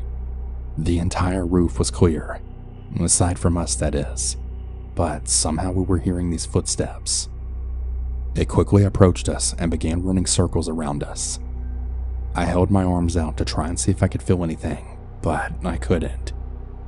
The weirdest part of it all, though, was that I could feel the vibrations of the footsteps all around us, but I couldn't see or feel anything in the air. These footsteps circled around us for what seemed like many minutes, but were probably no more than a minute or so at most. It suddenly stopped circling us, and we could hear the steps draw off the roof and then disappear into thin air. We quickly ran inside, locked all the windows and doors, and huddled up inside, freaked the hell out. When I was 9, I was staying home alone. It was early morning, and I had just gotten out of the shower and brushed my teeth. I put on my favorite outfit, set up a little area in the living room with a drink and a snack, and then turned on the TV to watch something. The phone rang. I went across the house to go answer it. The voice on the other end was, well, really familiar and really comforting for me. He asked me about my day so far, and he made small talk. After about a minute or so, he then said, "I like your outfit. Is pink your favorite color?" I replied back with, "Oh, thank you. No, it isn't." "What were you planning on watching on TV?" he asked. It took me a few seconds to understand what was happening, as I was only 9 years old and very naive. The voice on the other end of the phone then changed. It became deep and raspy and horrific. The voice then proceeded to describe all these horrible things that they wanted to do to me, and in detail. I went numb. My skin felt as if it were on fire, and my heart was racing. I had never been more terrified in my entire life. I slammed down the phone, and then I called my mom at work. I tried to explain what happened, and I'm not sure I was making much sense. She got on to me for answering the phone, and she told me to go back about my day. I remember trying to explain to her that he was watching me, and that he told me what I had been doing, and that he knew what I was wearing. I also mentioned that I was going to call 911 because I needed help. "That isn't necessary. I'm not coming home. Just don't answer the phone and go watch TV," she said, and then I hung up. I was really confused and I was scared.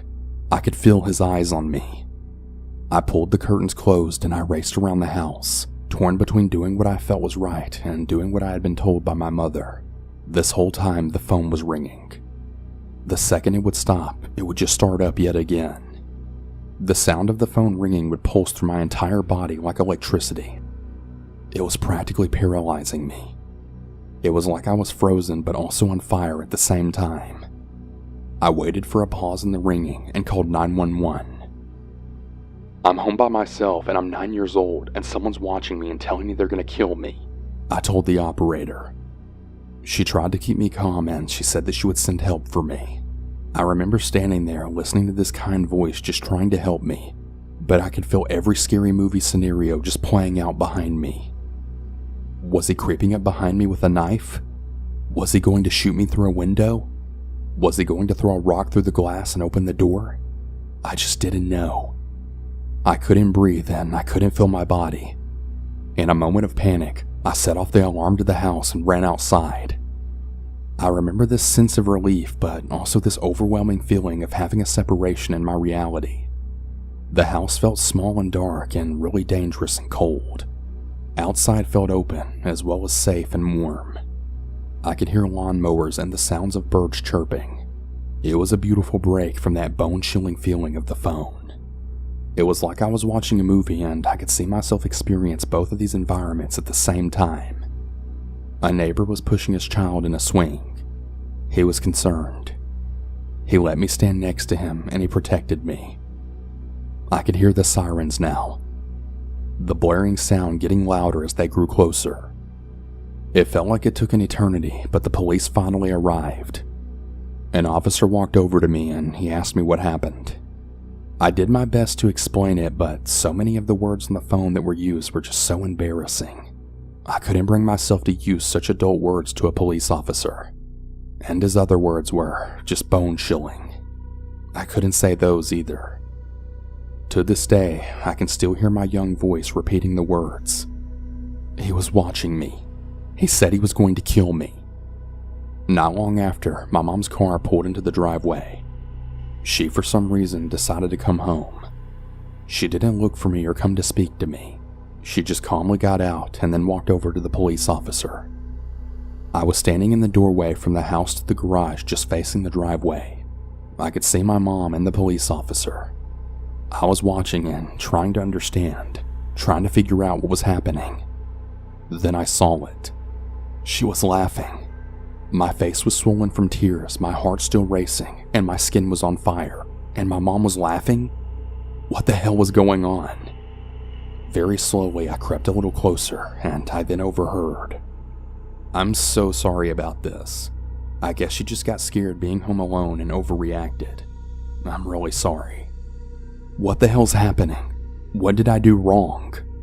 Did I imagine this? Was this a dream? Should I not have called 911? Did I actually overreact? My memory of what happened after that is a little hazy. I remember refusing to stay home alone and the sound of the phone ringing just rippling through my body. It wasn't something I liked discussing. I refused to repeat what had been said to me by the voice on the phone.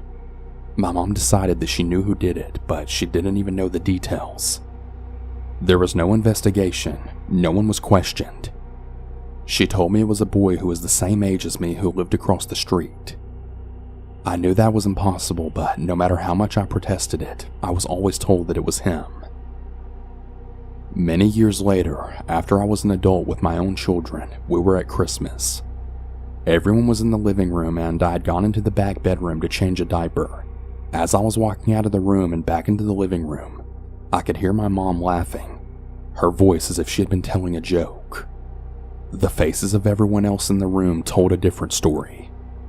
Discomfort, anguish, shock, fear, yet she was still laughing. It felt as if I was walking in slow motion. One of my older children had actually stopped me from entering the living room and sort of pushed me back into the room that I had just come out of. She just told the story of you being home alone and the man threatening to kill you. She told it like it was a joke or something, like some funny story from your childhood. My child told me. To this day, I never learned who it was that called me. I deal with my fear of ringing phones and phone conversations on a daily basis. We're going all the way back to the fall and winter of 1976 for this one. I know, I'm old. And granted it's an old story, I promise you it's a good one.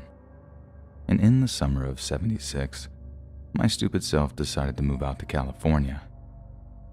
It was a well-meaning venture, I assure you, but a failed one in every conceivable aspect. I'd moved back to Arkansas less than a year after I moved out there. No place like home, I suppose. But it also might have had something to do with a roommate I had when I was living in Sacramento. I was kind of a latecomer to the hippie movement, too young for the summer of love or the Vietnam protests, but seeing what the war did to my old man was just awful. I was young, real young when he came back, but I remember how different he was, just like a little piece of him was lost over there somehow. So it wasn't until the mid-70s that I got a wild hair up my butt to move out to San Francisco. My old man said he'd give me $100 in bus money if I stayed in high school long enough to graduate. So I did. and that same summer I headed out to San Fran on a Greyhound bus. Only I didn't quite make it. I stopped to see a guy I used to go to camp with in Sacramento and, well, just sort of stayed there. His parents offered me their spare room until I had enough money to carry on to Frisco, but living there made me feel like a bum.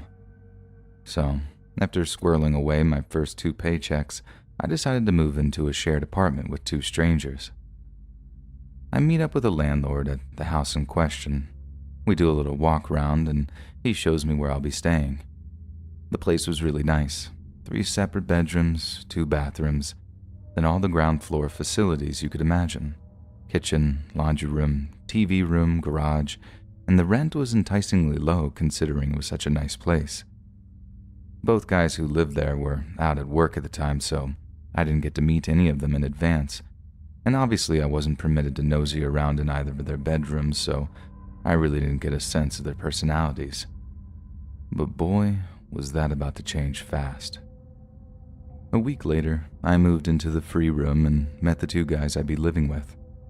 One guy was named Richard, and the other guy was named Brad.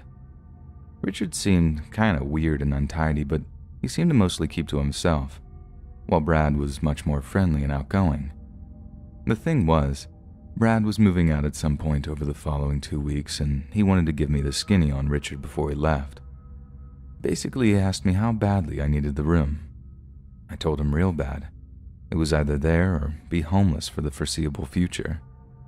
And that's when he tells me that Richard can be cool when he wants to be, but he's definitely a few cards short of a full deck. I asked him what he means by that, and he just replies, "You'll see. Just keep your eye out for other apartments. The Bee generally has some good listings." At first, I just figured I'd waded into some slightly bitter roommate rivalry or politics, and I wanted nothing to do with it. I wasn't about to take sides after having been there for a grand total of 5 minutes, so I decided to play it diplomatically. But Brad was right. Richard was really weird. And not even weird in a fun, hippie way. He wasn't just waving his freak flag high, man. He was the freak flag, all on his own. First time I noticed was when I walked into the kitchen and Richard was sat at the table, reading a newspaper while holding an orange on top of his head. I asked him what he was doing, and he replied something like, "Absorbing vitamin C." I laughed, thinking he was just being silly, but when I turned to look at him, deadpan. The guy was deadly serious. I start explaining that's not how nutrition works, and he responds by telling me not to lecture him on what goes on in his body, how it was his body and he knew best about it. Naturally, I'm just like, okay, dude, whatever you say, being as non-confrontational as possible, but the second I saw Brad, I conceded that he was right. Richard was crazy. Just how crazy, I had no idea, but I was sure about to find out. Richard's behavior remained curiously strange until the time that Brad moved out. It wasn't anything too scary, just stuff that made you roll your eyes or shake your head. Like at one point, we're eating dinner in front of the TV, and Richard kind of sits up, stares into space for a moment, checks his own pulse, then says, "My heart just stopped beating." Brad seemed to have learned his lesson how to deal with such insane behavior because he falsely expresses some mild concern before suggesting Richard go take a nap, which he then does. Like some hypochondriac child, he finished his dinner, then goes to take a nap to alleviate his, what, his dead heart? I have no idea. Like I said, it wasn't scary, just kind of annoying. All the scary stuff came after Brad moved out. In fact, I think Brad was the only thing keeping a lid on Richard's behavior, because the same day Brad leaves is the same day Richard took a turn for the worse. So, like I've mentioned, I was working part-time in Sacramento, working 5-hour shifts, 4 days a week over at a nearby grocery store. One day I get back from my shift and Richard is standing over the bathroom sink, looking into a piece of broken mirror he'd propped up against the counter, and he's shaving all his hair off with a straight razor. "New haircut, buddy?" I remember asking him. "No, it's my skull." I think it's fractured. Well, better get down to the hospital, Dickie boy. I hear those can be quite serious. I'd pretty much adopted Brad's approach wholesale by that point, kindly acknowledge and then disengage. But Richard responds by telling me that not only is his skull fractured, but that he can feel the plates moving around under his skin. Now, I'm no doctor, but I was 99% sure that that was impossible. And when I took a look at his request, there was no bruising, no blood, nothing. He's just having another one of his hypochondriac health scares. One time we're having dinner and Richard dropped me a compliment on my sausage gravy. It was like a double compliment, since it was my mom's secret recipe too. Turns out Brad was right. Richard could be nice when he wanted to be. But then he somehow managed to ruin the moment by saying something like, "Yeah, you're a real good cook. Much better than my mom. She used to try and poison me." Again, like the thing with the orange, I thought he was cracking a joke, so I laughed. But just like the thing with the orange, he simply stares at me, totally straight-faced, and I realized that it wasn't a joke. Only this time he's actually kind of offended that I didn't take him seriously, and that's the first time I saw Richard's mean side come out. He just stared at me, holding his knife and fork so hard his fists were shaking, and for a moment, I was actually scared he was just going to lunge at me from across the table. Instead, he picks up his plate, clears it, then marches off up to his room. A few hours later, he apologized for being so rude. I forgave him, and thus the cycle began anew. He'd act perfectly normal, then some weird outbursts would have me reconsidering Brad's suggestion on keeping an eye out for a new apartment. But until I could get more hours at the Safeway, that just wasn't an option for me. If you remember, I moved into the apartment during the fall, and Richard's behavior had been, at worst, amusingly bizarre for the majority of my stay. But the closer and closer we got to Christmas, the more he seemed to be slipping further and further into some downward spiral, and it had turned out to be one he'd never fully recover from. And it was definitely one that was made entirely worse by our use of recreational drugs. Like I said, late-blooming hippie here, so when Richard suggested we get our hands on some pot and LSD, I just thought, groovy, you know? I didn't stop to consider that might be a terrible idea given his psychological issues. I actually kind of thought drugs might help him, but good lord did that turn out to be total naivety. Like I said, I thought a trip or two might help Richard out, give him a little perspective, but using drugs just sparked some sort of fire in him. He didn't just use them recreationally like me and my buddies had back in Little Rock. He used them habitually. He tripped every night for a week, until I literally had to hide the little eyedropper of acid I'd bought for us. And when he finally came out of it, he was all kinds of messed up. The day after he sobered up, I heard him coming down for breakfast, and when he walks into the kitchen area, and I look up, I see he's as naked as the day he was born. Obviously, I'm like, screaming, "Richard, put on some clothes for Christ's sake." He just responds with, "Why?" Grabs some cereal, pours himself a bowl, then just sits down to eat. I was just getting progressively insanely more uncomfortable, and I couldn't bring myself to eat in front of a naked man like that, so I just got up and walked out. Huge mistake. Because I didn't properly address the whole nudity thing, he took that as him having a free pass. So, with an infuriatingly ever-increasing frequency, I'd have my roommates stumbling around the house, totally nude, while taking pulls on a bottle of Jack Daniels. Now, most people I've told this story to, they have said that they'd have been gone the moment the nudity thing started. But what can I say? It was the 70s. I was something of a freak myself, and if I couldn't handle one little weirdo in Sacramento, how was I going to stomach rubbing shoulders with hardcore Frisco hippies once I made it out there? Nope. Instead, the final straw was coming home to find him making cocktails. So like I said, I walk into the house one day and I hear the blender in the kitchen whirring. I wait for the break in the whirring to call out to him as I walk into the TV room. He had to walk that way to get to the kitchen, asking him what he's making. He just replies, "Cocktails," in this dull, flat tone that let me know that he was wasted. But when I enter the kitchen, I get this strong odor of whiskey, along with something else. Following whatever he'd been doing, Richard had evidently made this very out-of-character attempt to clean up after himself. But he hadn't been completely thorough, as on the plain white countertop, I could still make out what looked like streaks of some thick red liquid. I walk over, run my finger over a patch of it, rubbing it together between my fingers before feeling that it has a distinctly sticky texture to it. "Richard," I said, "is this blood?" "No," he replied. Suddenly I get this sudden urge to lift up the lid of the trash can, but at the same time, I'm also filled with dread. Whatever, or whoever that blood belonged to, there'd surely be remnants of it in the trash. In fact, upon seeing a small, bloody fingerprint on the trash can's lid, I'm sure that's where I'd find the remains. Then, of course, I opened the trash to see a bloody paper bag with what was clearly a stripy raccoon tail sticking out of it.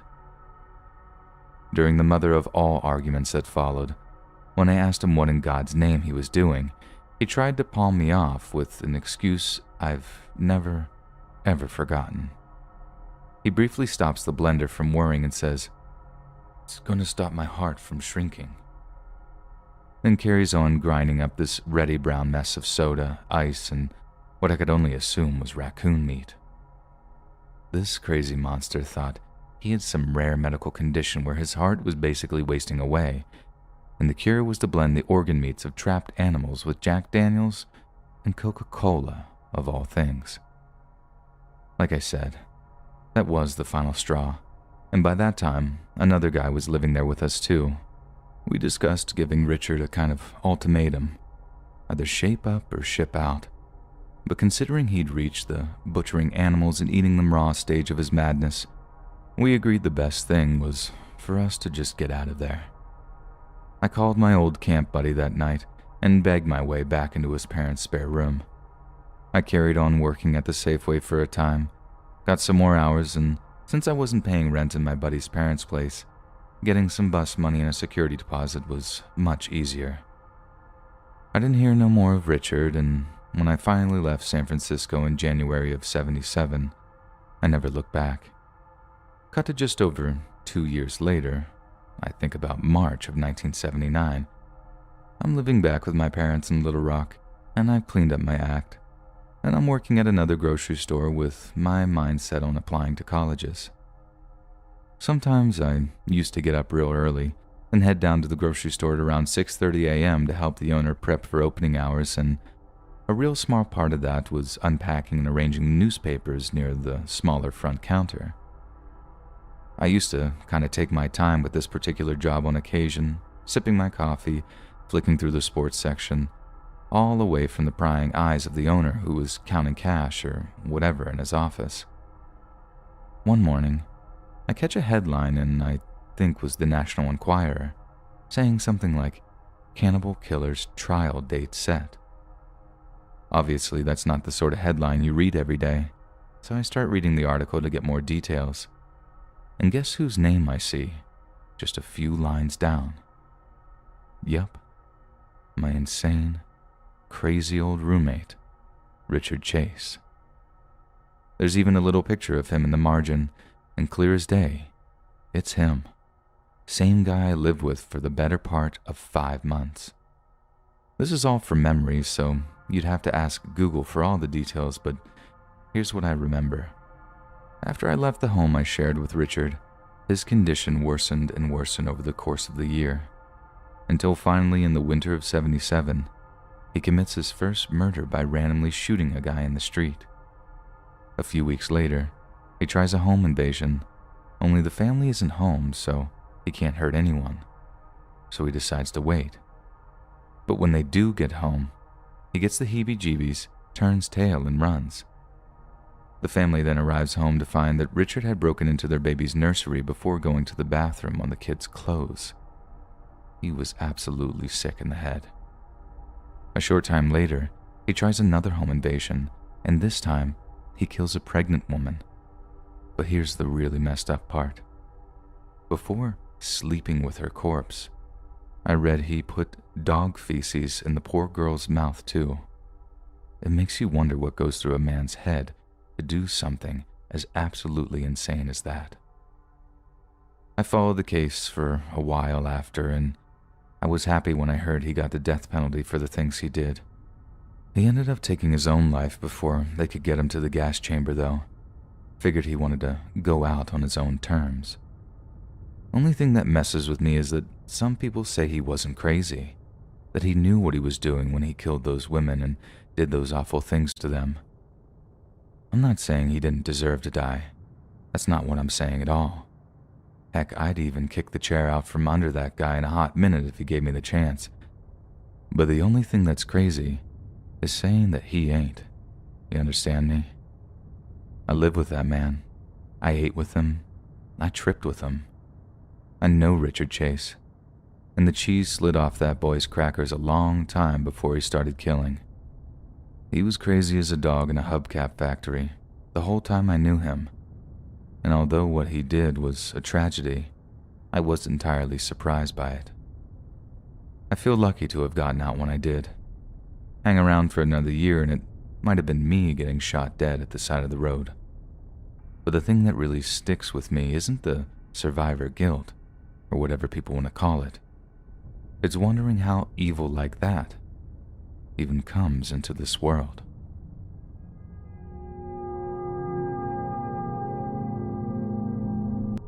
I used to live with the biggest idiot on the face of the earth. Hector was this 6-foot Afro-Latino dude from New Jersey who had two distinct modes of being. Either he was a tornado of anger, or he was manically laughing at something. Rarely was there any in-between. When you caught him in his laughing mood, he was tolerable at best, but catch him in one of his angry moods and he was totally unbearable. He was a roadie for some post-hardcore band that toured up and down the East Coast a bunch, which was one of the few good things about being his roommate. The fact that he spent weeks away at a time from the apartment but still paid rent. But whenever he was home, well, here's an example. It's July in East Harlem. I have the windows open. Latin brass band music is flowing through the afternoon air from some other open window, and I'm sipping Southern Peach lemonade like life is good. Out of nowhere, Hector bursts into the apartment, covered in brick dust like, "I need bricks, bro. You got bricks?" I just started driving Uber while trying to get my stand-up career up and running, so no, I didn't have any bricks. And even if I did, I wouldn't have been sharing them with Hector. And suddenly he's like, "There's bricks on the roof." And as he runs out of the apartment and towards the stairwell of the building, I hear these kids shouting from outside the window. Then I look out to see this group of kids, like 11-year-old kids, all shouting stuff in Spanish at our building. They see me, start flipping me off and whatnot before they suddenly scatter in all directions. Then bam, a brick lands right in the spot where they were before they scattered. See, that's the type of guy Hector was. He could go out for a pack of rips and find himself in a brick fight with a bunch of Puerto Rican kids on the way back. Never in my life have I ever had a fight with a preteen, let alone one involving projectiles. But around Hector, that stuff was like a daily occurrence. So come that October, Hector is headed out on some big Halloween tour with one of his bands, and he tells me he won't be back till the second week of November. That meant I'd have to cover half of the rent until then, something I'd have to borrow money to do. This causes a big fight, and for the first time since I moved in, I thought Hector might actually hit me. And being the kind of guy that he was, I knew for a fact that if it came to violence, he wouldn't just stop at one punch. So when the time came for him to go on tour, the mood in the apartment isn't just at its low point. I'm legit scared for my physical safety. He leaves, I'm looking for a new apartment, and life is not so good anymore. So a few nights later, the night before Halloween actually, I'm sitting in the little kitchen area, eating arepas and looking for other apartments. Someone buzzes the apartment, so I go to see who it is. This is back when we had intercoms, but they sucked and barely worked half the time, so when I hear some guy with an accent says something like, "I need an apartment number 3, but the buzzer's not working," I just buzz the guy in without a second thought. New York is a city built on takeout, delivery, and street food, so I'm hardly going to be all suspicious over a delivery driver. But I should have been, and I almost paid with my life for it. Those guys busted our front door open like it was nothing, just smashed the lock right through with a sledgehammer. I actually thought it was the cops at first because they just piled in, guns drawn, shouting, "Get on the floor, get down." But then the way that they were talking to each other once I was lying face down on the linoleum, that clued me into the fact that they were just stick-up guys. But what were they doing in my apartment? My first thought was, Jesus Christ, Hector, whose toes did you step on now? But before I can wonder anymore, one of the guys starts asking me, "Where is it? Where is it?" I'm like, "Where's what?" But that just makes them mad. I get this flurry of kicks that have me balled up in the fetal position, then they ask me again. I can't tell them anything else, so I just say, I don't know what you're talking about. There's $20 in my wallet, that's all I got on me." The offer of $20 just offended them, and I get more kicks before they start tossing the apartment like they're looking for something. And when I say tossing, I really do mean trashing. They're deliberately breaking stuff, pulling drawers all the way out and then throwing them at other stuff. It was just destruction in every sense of the word, and it was around then that I got a look at a couple of the guys. They're all messed up or have stuff over their faces. They're wearing all black, gloves and the works. They were professional stick-up guys, probably robbed drug dealers for a living, but Hector wasn't dealing. I mean, I think I'd have noticed at some point. I saw a lot of broken guitars and amplifiers around the apartment, but not too many piles of coke or money. Then right as I'm about to think it, one of the guys comes out with it. "You sure this is the right place, man?" I don't know. Homie told me he keeps it behind the bathtub sometimes, but these people only got a shower in there." I feel this wave of relief washing over me. They got the wrong place, so they're gonna just walk out, right? Maybe take my phone so I can't call the cops.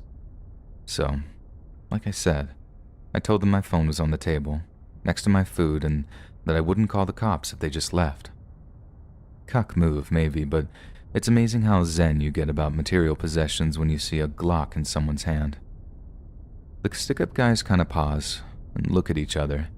Then right as I think they're about to just leave, one of them says, "I think you seen my face, man, when we were breaking in. He's gotta go." One of them has the gun, and the guy who wants me dead starts reaching to take it off the guy who has it, but the guy who has it doesn't want to give it up. That was my cue to soil myself and start begging for my life. It wasn't my proudest moment, and peeing my pants was by no means metaphorical, but it is what it is looking back. They're arguing over shooting me. I'm begging for my life. It's just chaos and them shouting in there, and I'm amazed no one had called the cops already. But then boom.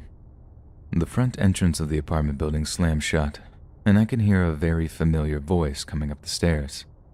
I'm not even going to type out what Hector was saying. I'd be canceled and deleted from the internet within seconds after posting, but let's just say someone had canceled their tour 3 days in, and he was livid about it. Going on, calling them every name under the sun, ranting and raving as he pounded his way up the stairs, and in the apartment, both me and the stick-up guys are about frozen in anticipation. Then right as Hector is about to come into the apartment, he says something like, "Hey, I got your money, you whiny little baby. What the f-" The guy with the gun aims it at Hector as he walks in, looking around at the pure destruction that greeted him.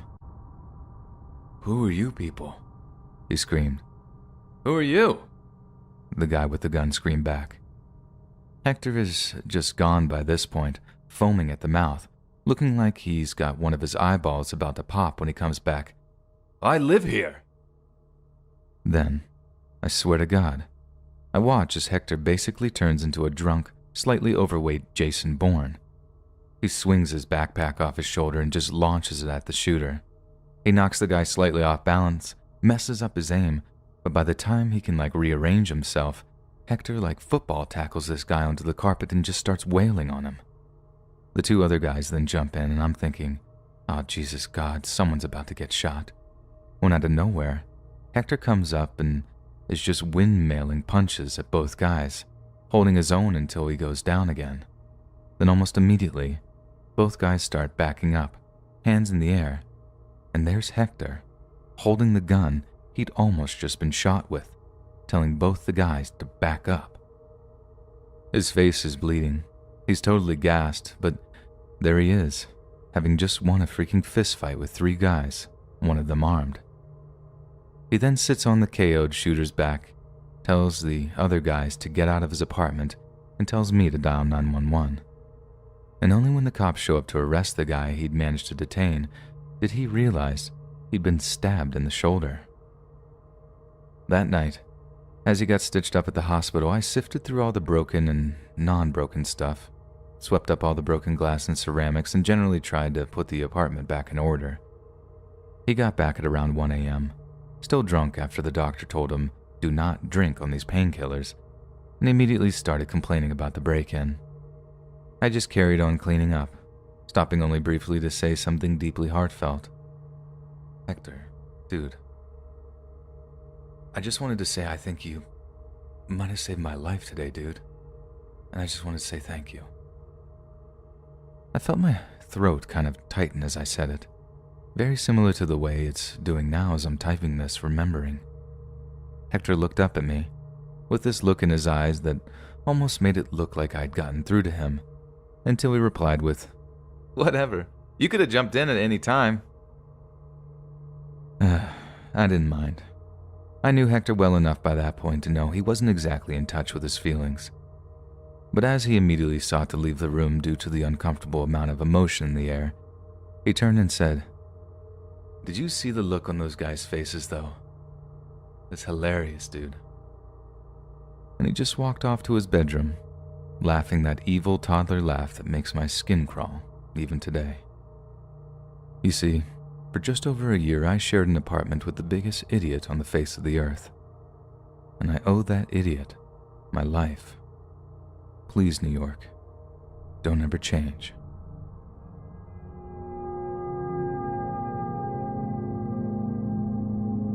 After I had moved to London, the first flatmate I had legitimately tried to kill me.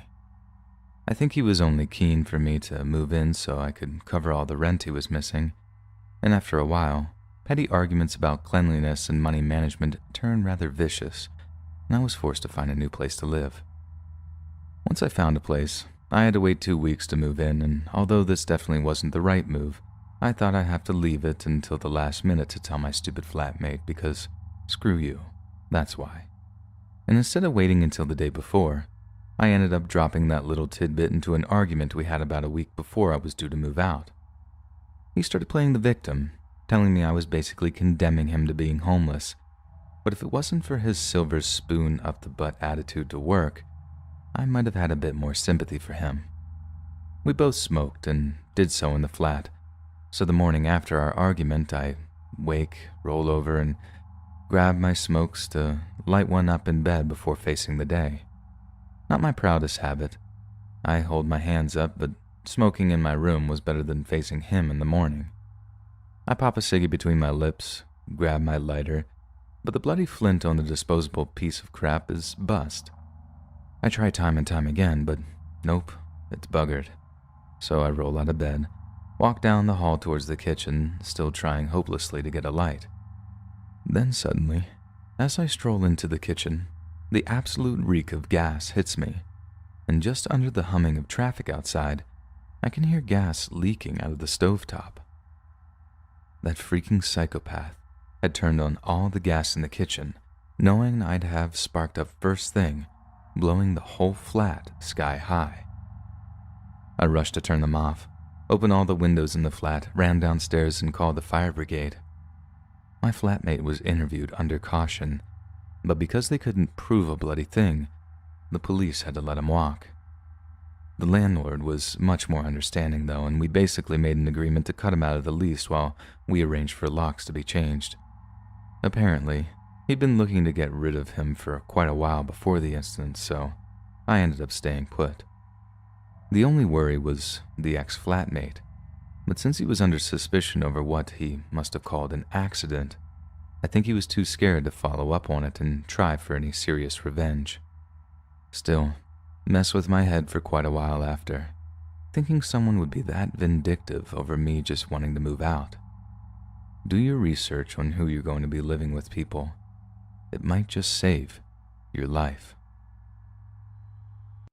So before this whole lockdown thing happened and my dating life went to hell in a handbasket, I used to swipe through Tinder and Bumble quite a lot, looking for girls to hook up with. So I'm bored in my Silver Lake apartment one day when I come across this absolute smoke show of a girl who was listed under the name Lilith. She had these big green eyes, wore pigtails a lot in her profile pictures, and had absolutely no qualms of showing off this big peachy butt she had. She also had this goth girl vibe going, which was something I find really attractive. I mean, she was definitely not the kind of girl I'd bring home to mom, but that's not really what I'm looking for when I'm swiping, so naturally, I swipe right. Boom, we match. I think I actually let out this involuntary "no way" when the old "it's a match" text appeared, and kinda cynically told myself, nah, she's a bot, this isn't real. But yup, it was real, and she was so cute to talk to. At first, anyway, because things started to go a little different when we actually met up. She worked at this coffee shop at the Getty and asked me if I wanted to pick her up after her shift so she could take me somewhere real special, which turned out to be the Museum of Death on Hollywood Boulevard. I mean, not my ideally romantic place to go on a first date, but like I said, she was a slam piece, and it was basically impossible to say no to her. So it was decided, and after I picked her up, she kept it a mystery for a while, only telling me to drive her to Hollywood Boulevard before revealing where she actually wanted to go. The area around the museum is kind of sketchy, but again, I'd have driven through way worse neighborhoods for a date with this girl, so I just pushed all my concerns to the back of my mind. Despite the interior being as dark and dingy as it was, looking like an over-clustered basement, the whole thing was actually kind of interesting at first. But I'd be lying if I said my eyes stayed on the exhibits the whole time, when they were pretty much glued to her butt whenever I wasn't going to get caught looking. It most definitely wasn't particularly creepy either, but the things that Lilith started to say to me as we were walking around the place did in a big, bad way too. Like I said, the exhibits were interesting, but that's all they were aside from being gross and spooky. There were death masks, body parts preserved in formaldehyde, all the things you might come to expect from a place called the Museum of Death, and then some. But this Lilith chick starts saying how pretty some of this stuff is, looking at it the way any other girl might look at a picture of a puppy or something. She then starts asking me all these weird questions about how I'd like to die. Yeah, how I'd like to die. I tell her I wouldn't like to die at all. I mean, it was legit the creepiest question I think I'd ever been asked, and she insists that everyone has a way they'd most want to die.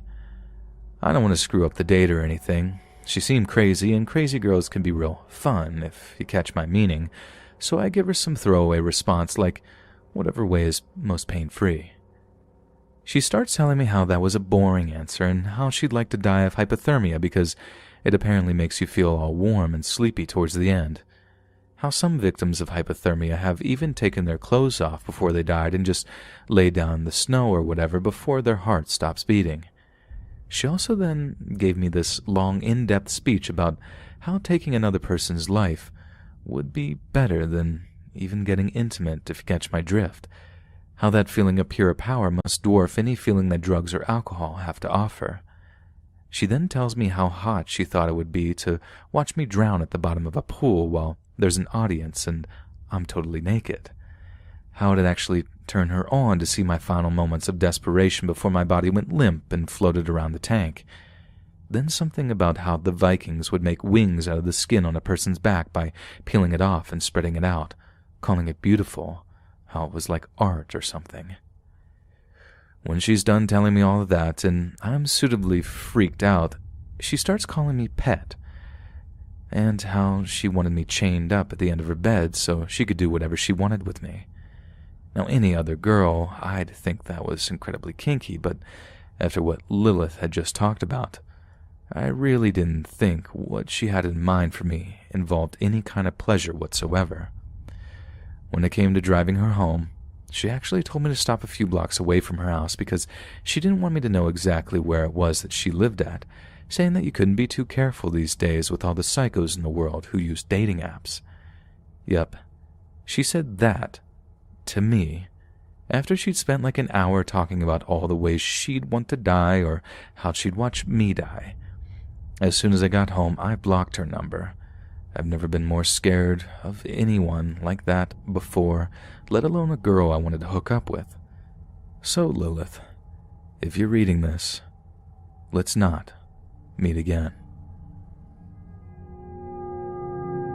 I live here in New Zealand, and late in 2018, I was feeling sort of lonely, so I decided to download the dating app Tinder to try and find myself a nice guy to go on a few dates with, maybe even find myself a long-term boyfriend out of it.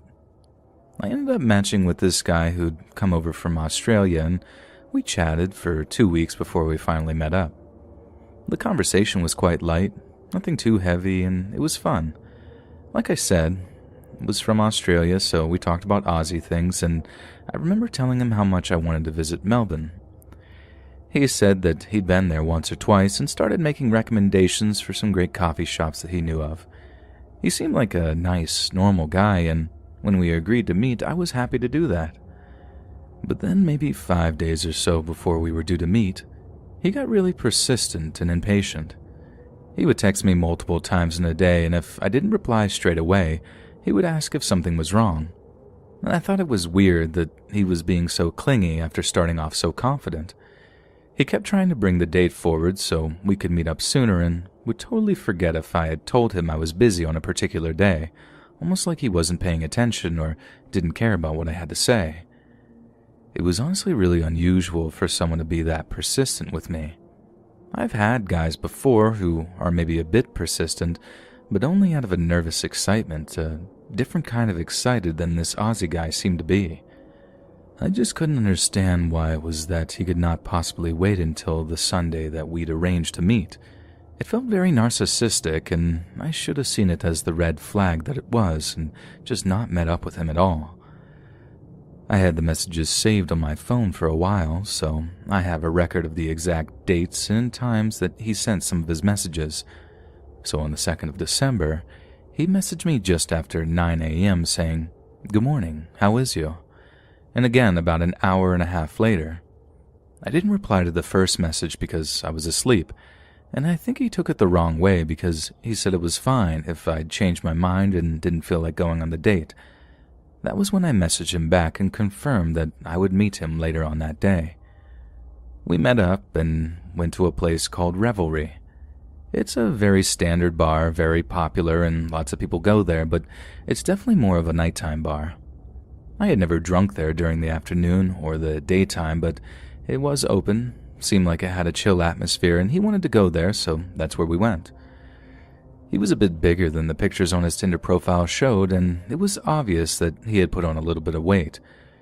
He had big, distinctive eyes, and he was very, very clean-cut. I mean, like his clothes looked freshly washed and ironed. He was also very well-groomed, obviously took good care of his skin and stuff like that, like he was really good-looking.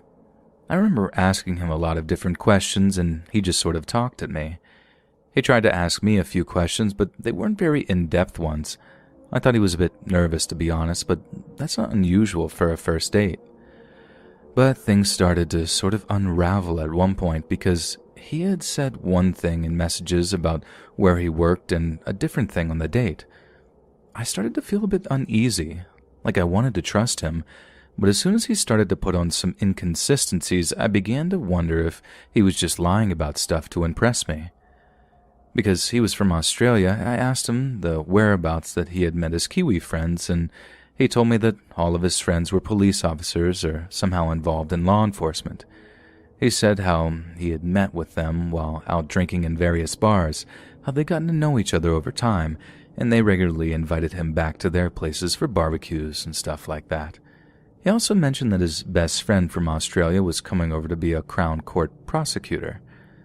That's when I noticed that a lot of the stuff that he was talking about kind of had this running theme to it. It kind of seemed like he was obsessed with that sort of thing, which, in hindsight, explains an awful lot. I think he was sort of trying to process some of the things that he had been up to over the previous few days, and it came out in his conversation style. He obviously thought an awful lot about policemen, dead bodies, and ways people can be killed, prosecution, justice, and the court system, and it just came out in a very strange way like that on our first date. Like I said before, we talked quite a lot about him being friends with lots of different policemen, and he went into quite a bit of depths regarding the details of certain investigations that they'd apparently shared with him. He said they were having a really tough time around that time because of bodies going missing in the Waitakere Ranges.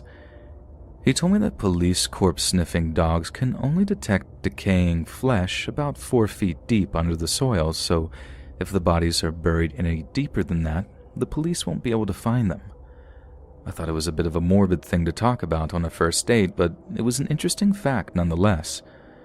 We also got into a conversation about all the different kinds of poisonous snakes in Australia, and he became quite animated about that.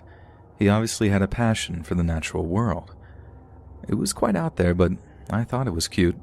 I love animals too, so I was glad we had something in common, and it made me feel a bit more relaxed again. But then, right as I started feeling comfortable with him again, he started telling me this really bizarre and creepy story. He told me how crazy it is that a guy can make one little mistake and then go to jail for the rest of his life for it.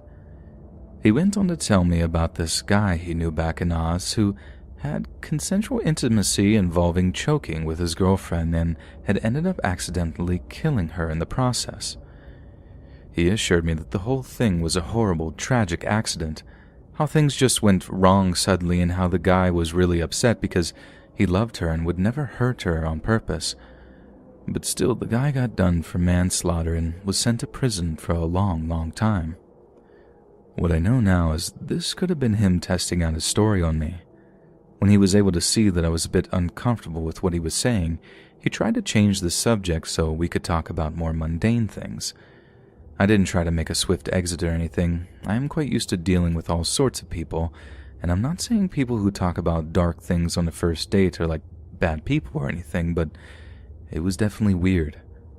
We hung out for a while, but after about 3 hours or so, I made some excuse as to why I had to leave, and we said goodbye. As we were parting ways, he said, "My car is this way," and pointed off down a particular road. My car was down that same road, but by that stage, I was feeling uneasy and my instincts had just kicked in, telling me to walk a different way. He was also a lot bigger than me, so if something went wrong, I knew I wouldn't be able to defend myself. In hindsight, it was a good decision. It was my intuition sense. My brain was saying, this was strange, that was strange. And looking back on it now, it is really strange to think of who he actually was. I don't think it is in the realm of what normal human brains can comprehend, but just the day before we met up, the guy I was out on that first date with had murdered a girl in his hotel room, a British girl called Grace Mullane. The reason he brought up his friend accidentally strangling his girlfriend is because that's exactly how he'd killed her, although whether or not it was on purpose is another question entirely. Also, the reason he'd mentioned the Waitakere mountain range is because that's where he ended up disposing of her body, and all that other stuff about sniffer dogs was research that he'd been doing the previous night that was still sort of consuming his mind. It is hard to look back and think that that had just happened to her. From what I understand, while we were on our date, her body was still in that hotel room of his, hidden under the bed or something, wrapped in a blanket. There's nothing I could have done, and I know that now, but it is still really hard to come to terms with that. I do think if it had been a date in the evening, potentially I could have been a victim. I take a lot of solace in the fact that I do have my wits about me and do take safety and online dating quite seriously, and that is nothing against any women who are willing to go home with someone on the first date, but I do want to say to young women to take one more step in your thinking when you're on a date to see how well you know this person actually. Since then, I have been on dates with lovely, trustworthy men, but think, how well do I really know them? It has made me go a little slower and divulge a little less personal information to them. I know in modern dating it is quite common to give people your Instagram handle, but you are giving people access to a lot of personal information. It is really dangerous, and I just want to encourage people to take a step back and think before they do that. There's nothing wrong with taking a step back, taking it slow and pacing yourself a bit. Alcohol has a big effect. It is a part of the social fabric of dating and part of life these days, but it still comes with a massive risk. Women need to be really aware of how much they are drinking on dates, and unfortunately drinks are sometimes spiked. We live in this world where people are still idealistic about how things should be on dates, but incidents like these take things back 10 or 20 years, where women are still having to grip their keys between their fingers or can't leave a drink on the table. We aren't as developed as we think we are in areas such as dating. Technology has got ahead of us. I think people are as they always are. I think with the advancement of technology we thought we would become more refined, but we are just the same but with new technology. I think the invention of dating apps is a wonderful thing, and I wouldn't want to live in a world without that, but I just wish for a world where women don't have to think about their safety all the time. A few months back, I decided I was pretty much over the breakup I'd had during the summer with my long-term girlfriend. It took me months to be able to get over it, as I was really heartbroken, but at some point you just sort of have to get back on the horse, don't you? So I downloaded that dating app Hinge and started swiping through profiles. It's definitely the best dating app I've come across, as it lets you actually message girls directly instead of just sort of hoping that they're going to see you and match with you. So it definitely gave me a better chance at getting to talk to the kind of girls I'm into, and one of these was a Persian girl named Sarushe. Sarushe was honestly one of the most beautiful girls I'd ever laid eyes on. She had this big mess of wild dark hair that was dip-dyed blonde towards the ends, really high cheekbones, perfectly sculptured eyebrows, and some of the deepest, darkest, most alluring brown eyes I'd ever seen. She was simply stunning, and because she'd grown up in Tehran, the capital of Iran, I had something of an edge. You see, I speak a little bit of Farsi, the language they speak there, and I figured that might impress her if I told her as much, which it did, and boom. Only an hour or so later, I sent her my opener and we were chatting. She was an extremely busy person, and I was flattered when she said that she would make time to see me. So we arranged to meet for coffee over the weekend. She showed up to our date in her gym gear and apologized for being so underdressed, but could only make it after a scheduled workout with a personal trainer. But I didn't care at all. She looked absolutely smoking hot in her yoga pants.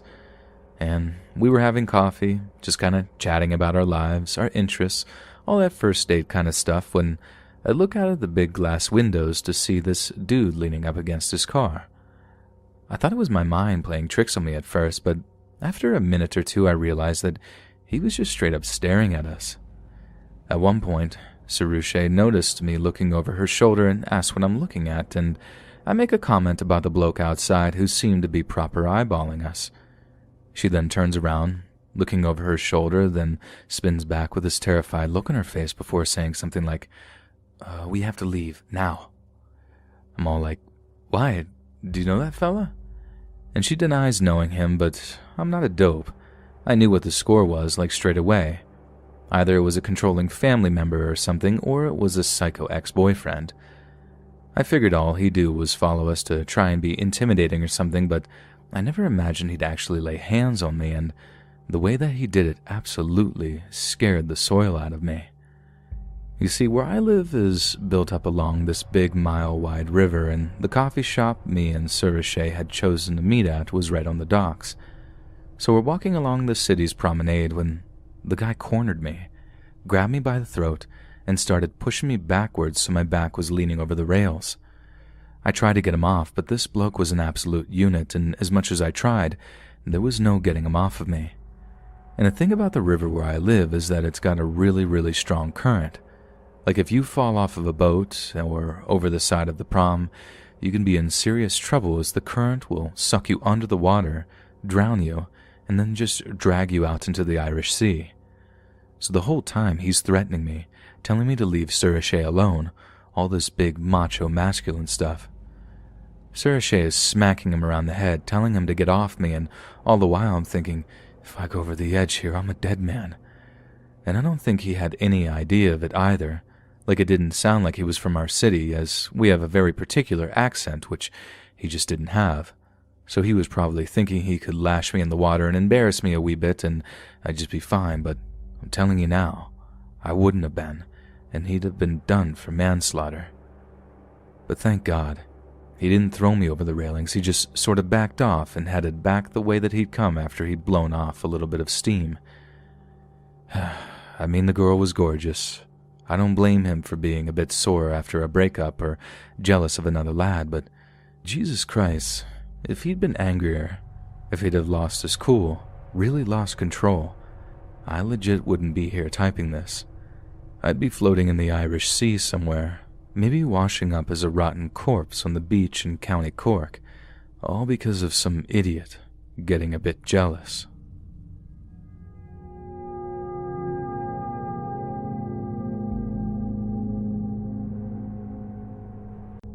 You might be able to describe 17-year-old David Faraday as the all-American boy. David was clean-cut, a good student, and a member of the Boy Scouts of America. He was also apparently something of a moral arbiter, having once confronted a marijuana dealer outside of his high school when the man had apparently been attempting to peddle the drug to members of the student body. After threatening to inform the police, the dealer was said to never have hung around the high school again. And although by today's standards we might consider this to be so-called snitch behavior, David was clearly simply trying to protect his fellow students from something he was concerned would affect their academic performance. He was a good person, with a good heart, and almost all of what he did came from a place of love. But like many boys his age, David found himself increasingly interested in the opposite gender, and there was one particular young lady that caught his attention over all others. Betty Lou Jensen was 16, a year younger than David, but she was incredibly popular and her reputation as a charming, well-mannered young lady preceded her. She was also a very talented artist who took a great deal of interest in all things creative. It was at a local youth function that David got the chance to talk to Betty Lou, and his affection for her seemed to be entirely reciprocated. Betty Lou shared a great deal with him and even invited him to visit her after school so that he could walk her home. After a few weeks of wholesome teenage dating, something of a relationship began to blossom between the two bright-eyed young people. But all was not entirely well, as there was another boy who had his eye on Betty Lou, one who was not about to let David have her all to himself. He squared up to David when the young man was waiting outside of Betty Lou's high school, and although the confrontation didn't become physical, some pretty harsh insults were exchanged and David was warned to stay away from his new girlfriend. Other boys might have been deterred by such a display of possessiveness and aggression, but not David.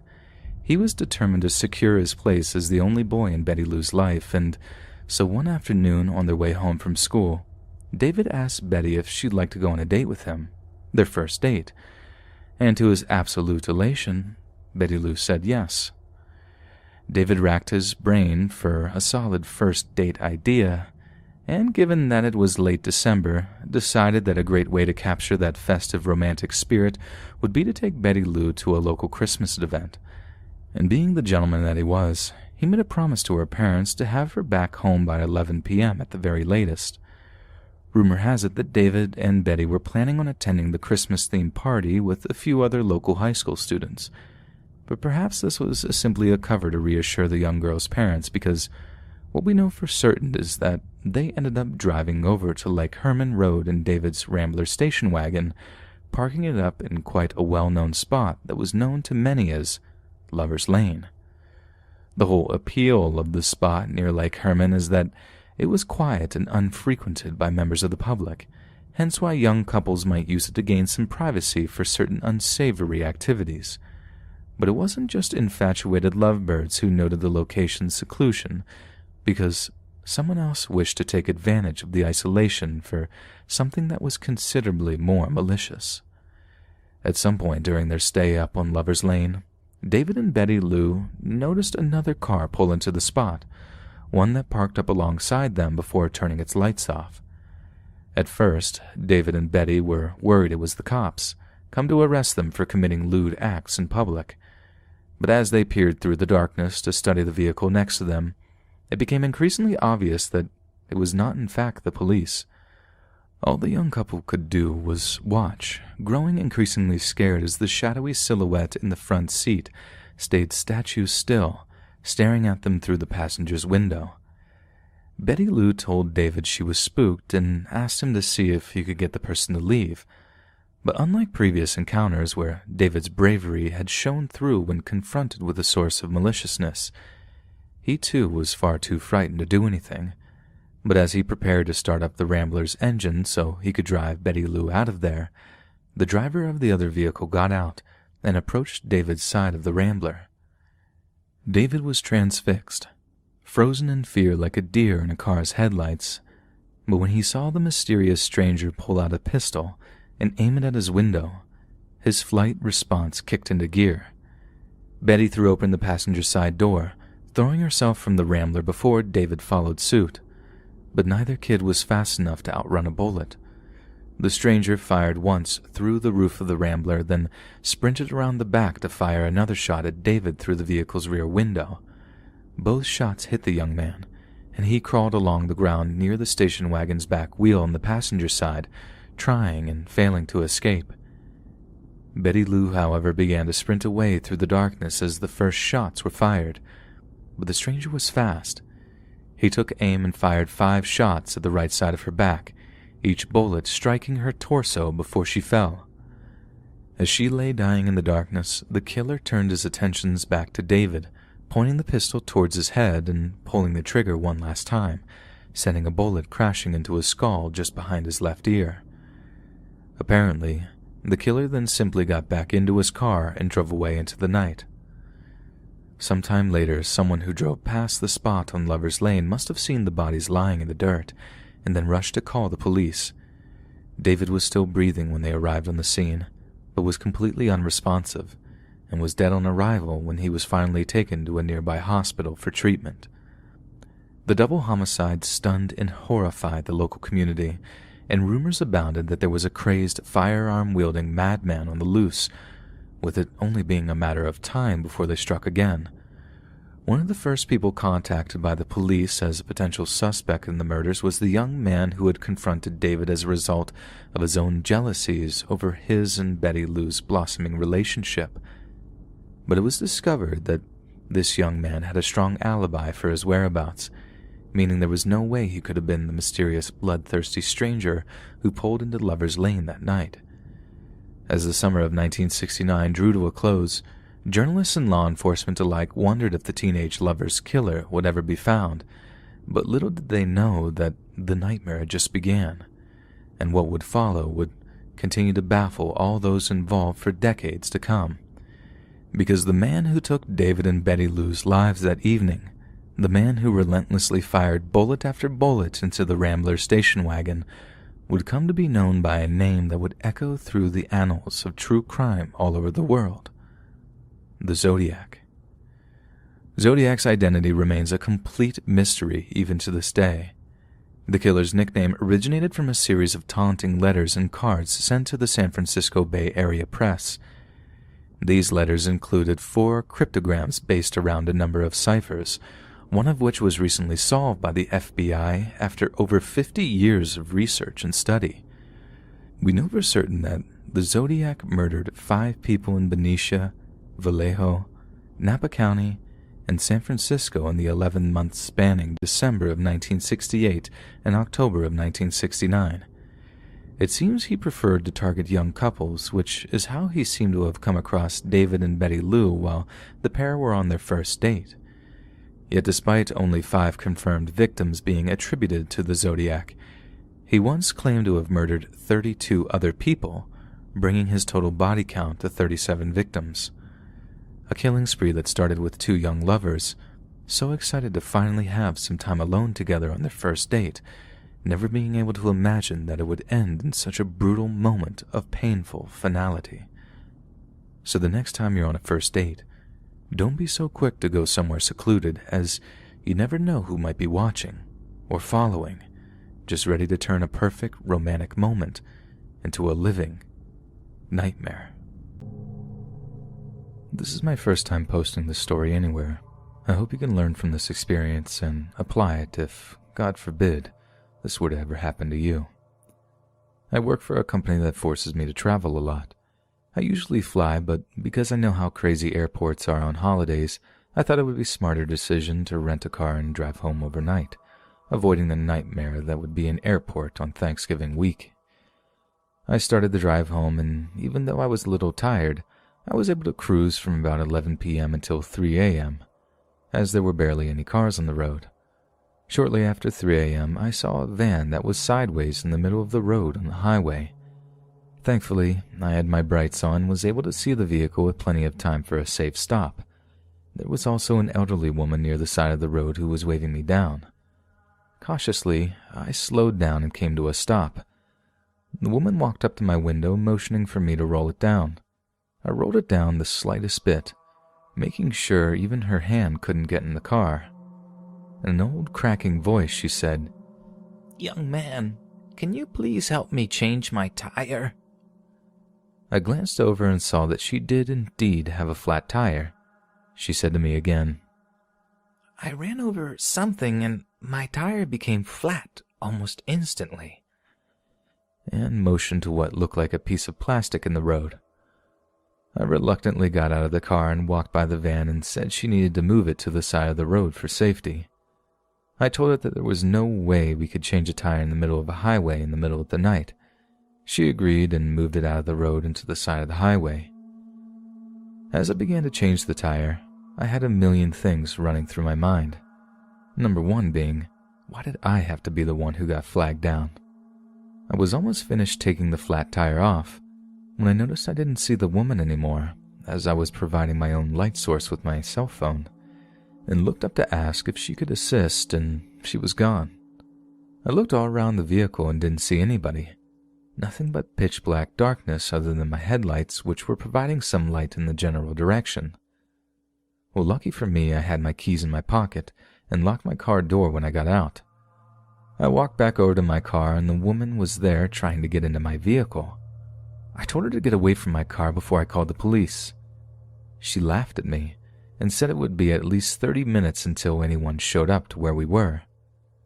Just as I was trying to get this crazy person away from my car so I could leave, I noticed a man get out of the van. He must have been laying on the floor because I didn't see anybody sitting in the seats when I walked by to begin the process of changing her flat. The man seemed to be of average build. He started to approach me, his hand in his pocket, which really started to make me worry about my safety. The woman then jumped on my back and attempted to choke me. I was able to shake her off quickly and elbow her directly in the throat. She began to cough and gasp incessantly, which gave me the break I needed to get away. The guy who was approaching us devoted his attention to her, and I got in that car and sped away as fast as I could. I have never driven that fast in my entire life. The adrenaline from the events fueled me for the remainder of my trip home. I know if someone else told me this story, I would ask how dumb can you be and emphasize how idiotic of a decision it was to get out of that car.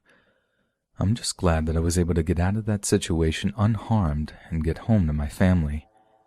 After police reports were called, I unfortunately never got any further information. I wish I would have glanced at their plates. That may have helped in identifying them later. And please let this be a lesson to everyone out there. Trust your instincts, especially in situations that can affect your safety.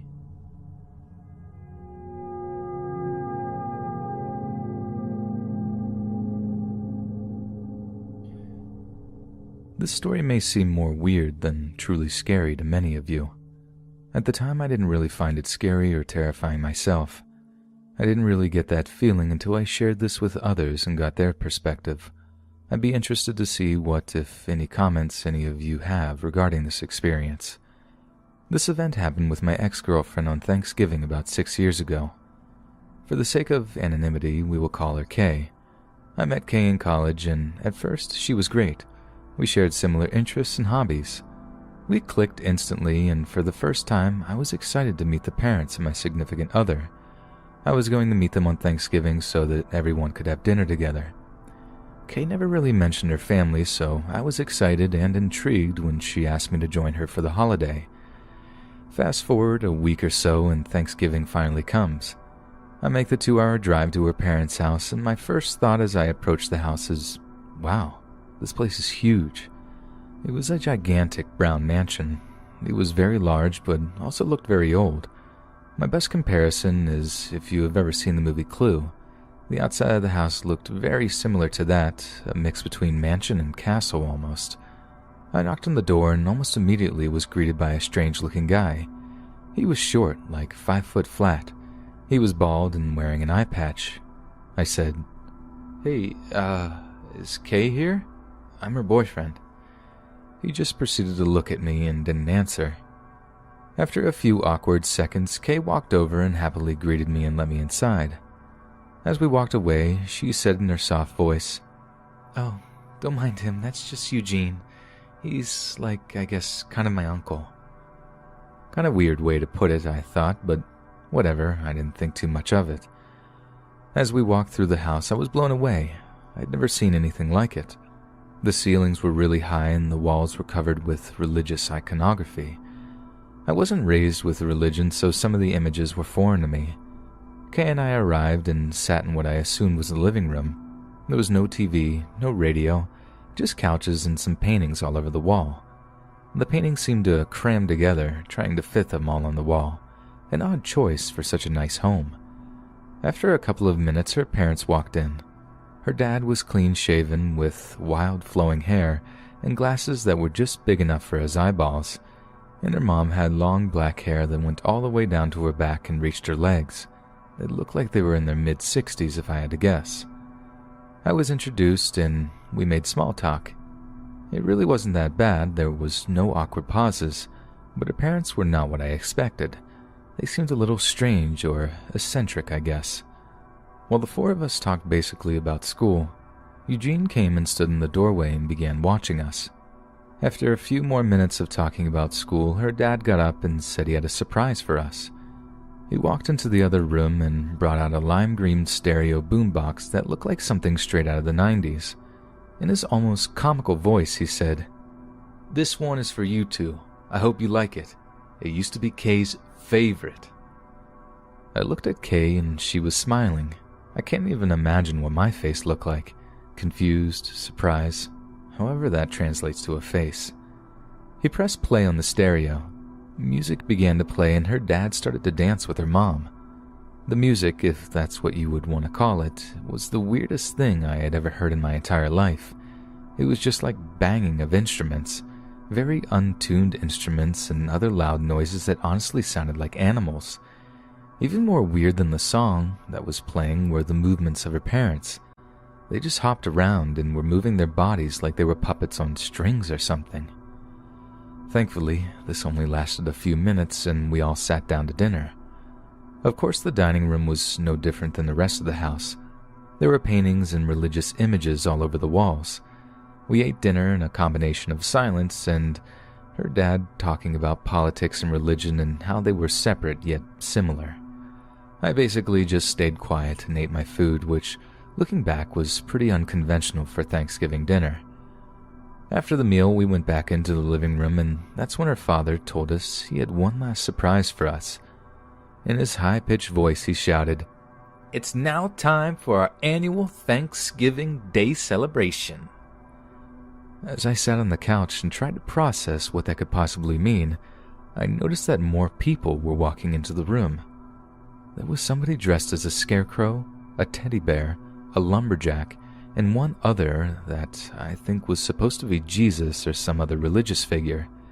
This is when I decided that I had had enough crazy for one night and had to get out of this place. I got up and announced to everyone that I had a family emergency and that I had to leave unexpectedly. I apologized and thanked them for everything thus far and said how happy I was to have met everyone. They all looked a little confused, especially Kay, but they shared their happiness in meeting me and their enjoyment of the night and wished me well on my drive home. As I drove away, I looked through my rearview mirror. I saw Kay and her parents waving goodbye to me from the doorway. Where to begin? This is the weirdest, strangest few hours of my life. I am obviously no longer with Kay, and I honestly am not sure she even came back to school after that because I never saw her in person again. We texted for a few days after the event, and she acted like everything was normal. I broke it off before holiday break was over, thinking it would be easier to do so before I saw her in person again. I swear part of me thinks I was on a hidden camera TV show that night or something. Does anyone from a rare religious sect know if any of this is a common tradition? Or was I just in a house with a bunch of crazy people on Thanksgiving? I just wanted to share this short but freaky experience I had with my family many years ago on Thanksgiving. This Thanksgiving, my cousins and I got together with our respective families. I was the oldest of the cousins, 11 at the time. This particular year, our families decided to go to my great aunt's house for dinner. It was a small little farmhouse pretty much in the middle of nowhere. No one liked going there, well, at least us kids, because it was boring and there was nothing to do. My great aunt had recently lost her husband and obviously was very upset, which is mostly the reason our families decided to go there this year. I met my great aunt maybe once or twice in my entire life to this point, so I found this whole trip very weird and really wasn't looking forward to it. Before dinner, all of us kids decided we wanted to play hide and seek. Our parents let us because we could be out of their way, and as previously mentioned, there was nothing else for us to do. My cousin and I went into the basement of the house to hide. There was so much junk and old antiques down there that we could have stayed hidden and out of sight for hours. I climbed to the top of a pile of old newspapers that was backed against a dimly lit wall. I figured if I laid flat at the top, there was no way anyone could find me. Well, after a few minutes, one of my cousins did find me, and when I tried to get down, my foot got caught on something, and I slipped and fell off the side and put a small hole in the wall. At first, we were freaked out because we thought we were going to get in a lot of trouble for doing damage to the house. While we were trying to think of a story to cover it up and get ourselves out of trouble, my brother found a small box on the other side of the wall where I had recently put the hole. We pulled the box out and stared at it for a while, trying to see if we could open it. It had an entire layer of dust on it that didn't come off when we tried to blow on it. My cousin Sarah was fearless, and she grabbed the box from us and opened it. At first, we all felt like we won the lottery. It was filled with 20s, 50s, and hundreds. We were young, but we knew this was a lot of money. As we looked through the money, we eventually got to the bottom of the box, and this is where the excitement vanished. There was a small knife that looked like it had dried blood on it, and next to it was what looked like a skeletal finger or maybe even a toe. Of course, we all screamed and ran upstairs crying to our parents. Our parents looked at us very confused as to what happened. We all tried to blurt out our version of the story until, as calm as can be, my great aunt giggled and said, "Oh, that's just Bob's box from when he used to mess around with his army buddies. I haven't seen that since his friend Raymond passed away." Well, fast forward years later, this story came up again, and we all tried to figure out what all that meant and what we actually found. After consulting with our family, the story goes that our great-uncle Bob was involved in all sorts of crime in the Chicago area. He made a lot of dirty money and eventually gave it up when he had a family. Our family didn't have an answer as to the contents of the box or whose missing finger that could possibly be.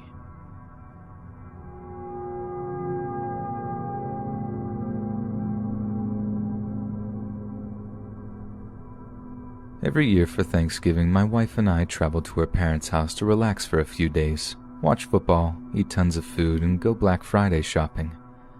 2 years ago, I was unable to make this trip due to an incident that happened with one of our dogs. On Tuesday night of Thanksgiving week around 11 p.m., I let our golden retriever out to go to the bathroom before I went upstairs to bed for the night. When I came back outside to let her in, she was barking very violently, sounding like she was going after another animal. When she made it into the garbage, it was apparent what happened. She had been sprayed in the face by a skunk. Fast forward 24 hours and we are dealing with a house and a dog that reeks like skunk. Needless to say, I offered to stay home with the 2 dogs while my wife made the trip to her parents. We couldn't travel with the dog, and we certainly needed to do some maintenance to try and get the smell out of the house. My wife left on Wednesday, the same day I took the dog to the groomers and began cleaning and airing out the house. After this experience, I felt it necessary to go outside with the dogs every time I left them out in the backyard, whether it was day or night, to make sure there were no further issues with a skunk. I hadn't noticed anything out of the ordinary until Wednesday night, when it seemed like our shed doors had been opened slightly. Since it was that time of the year where it got dark out very early in the day, I had grown accustomed to having a flashlight with me to check the backyard before I let the dogs out. Unfortunately, we didn't have a motion light or any sort of light for the backyard, so the only source of light was the flashlight. With the dogs still in the garage, I made my way to the shed to see why or what caused the door to be ajar. When I got into the shed, I thankfully didn't see any skunk or any other animal. I did, however, see a dirty towel, which I didn't remember leaving there, but I thought perhaps it was from when I was working on the lawnmower or snowblower. The next 20-ish hours went by without incident. I was spending Thanksgiving alone with my stinky dog in my stinky house, and we were getting ready to go to bed for the night. I did my normal routine of going outside with a flashlight, making sure the coast was clear before I let the dogs out of the garage.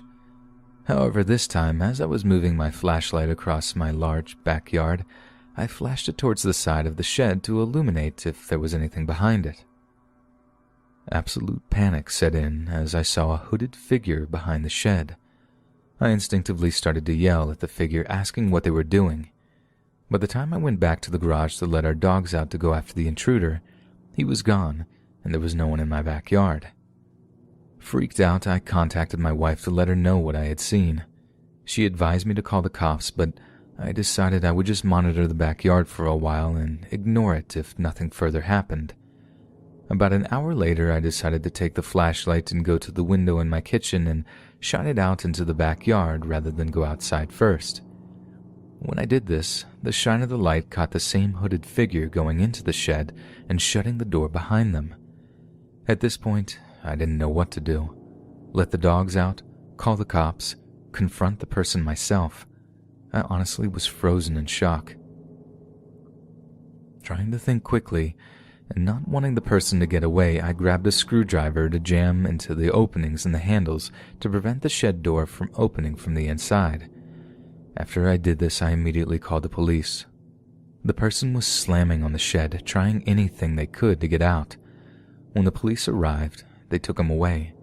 Thankfully, from the conversation I had with them, he didn't have any weapons on him. I'm not sure what the intent of the person was. Were they just trying to scare me? Were they drunk from drinking all day from Thanksgiving and didn't know where they were?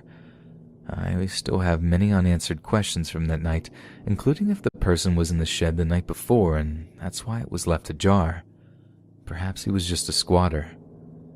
Either way, there was no further incident after this issue, and thankfully my dog has also remained skunk-free since then. We now have motion lights installed in our backyard, which will hopefully prevent anyone from trying to break in to our property again. I have worked in retail for many years, and one of my least favorite days to work is Black Friday. Our store is packed to the brim. People are freaking out trying to get their items, and it is very rare to get through the night without any incident. One particular Black Friday sticks out in my memory due to an experience that I had with a customer. I was working out on the floor assisting customers with any questions that they may have had regarding our products or our sales. I had this one customer approach me to complain about not getting a ticket towards one of our better TV offers. I apologized and tried to explain that the tickets had been given out on Thursday night and there was nothing I could do at this point. The customer smelled so bad I could barely get this information out to them without gagging. His clothes were stained and his appearance was ragged. After I explained the scenario to him one more time, a large smile came across his face and he said, "I know it's not your fault, sweetie." I was beyond creeped and grossed out. I let him know that I had to go help other customers, and I hope he had a good conclusion to his evening. A short time later, I got a call up to register to try and assist with the long lines, and wouldn't you know it, I was cashing out the same guy who had been complaining to me just 15 to 20 minutes prior. He began chatting with me, ignoring the fact that he had been irate with me minutes before. He asked my name, even though I had a name tag on, how long I had worked there, how old I was, etc.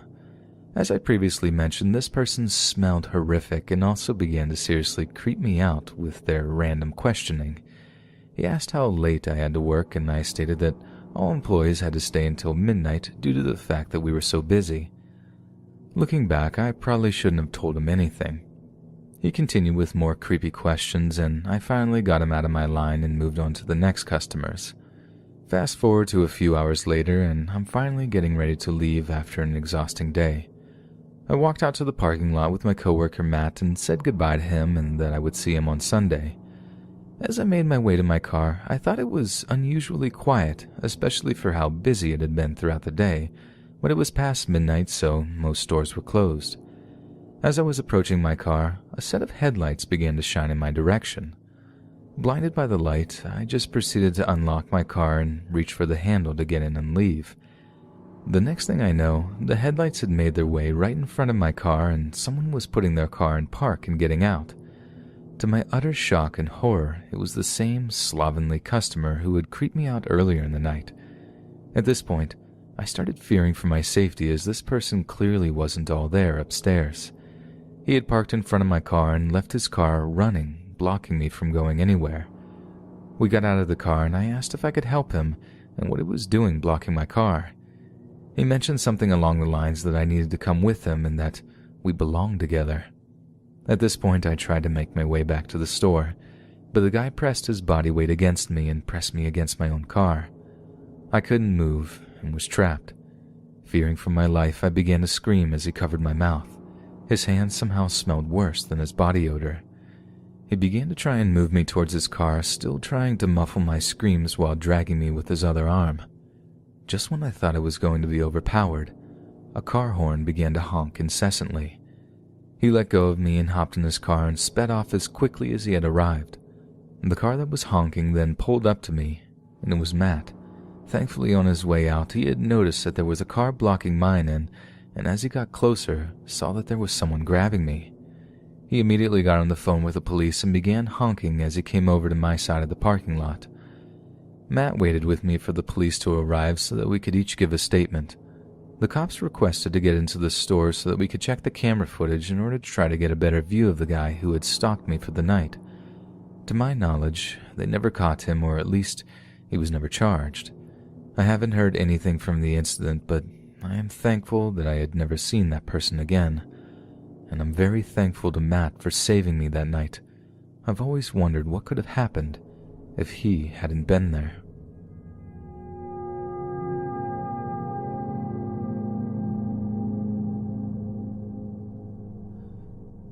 For a little bit of background related to this incident, I am a former athletic director of a small elementary school which also sponsors high school basketball teams.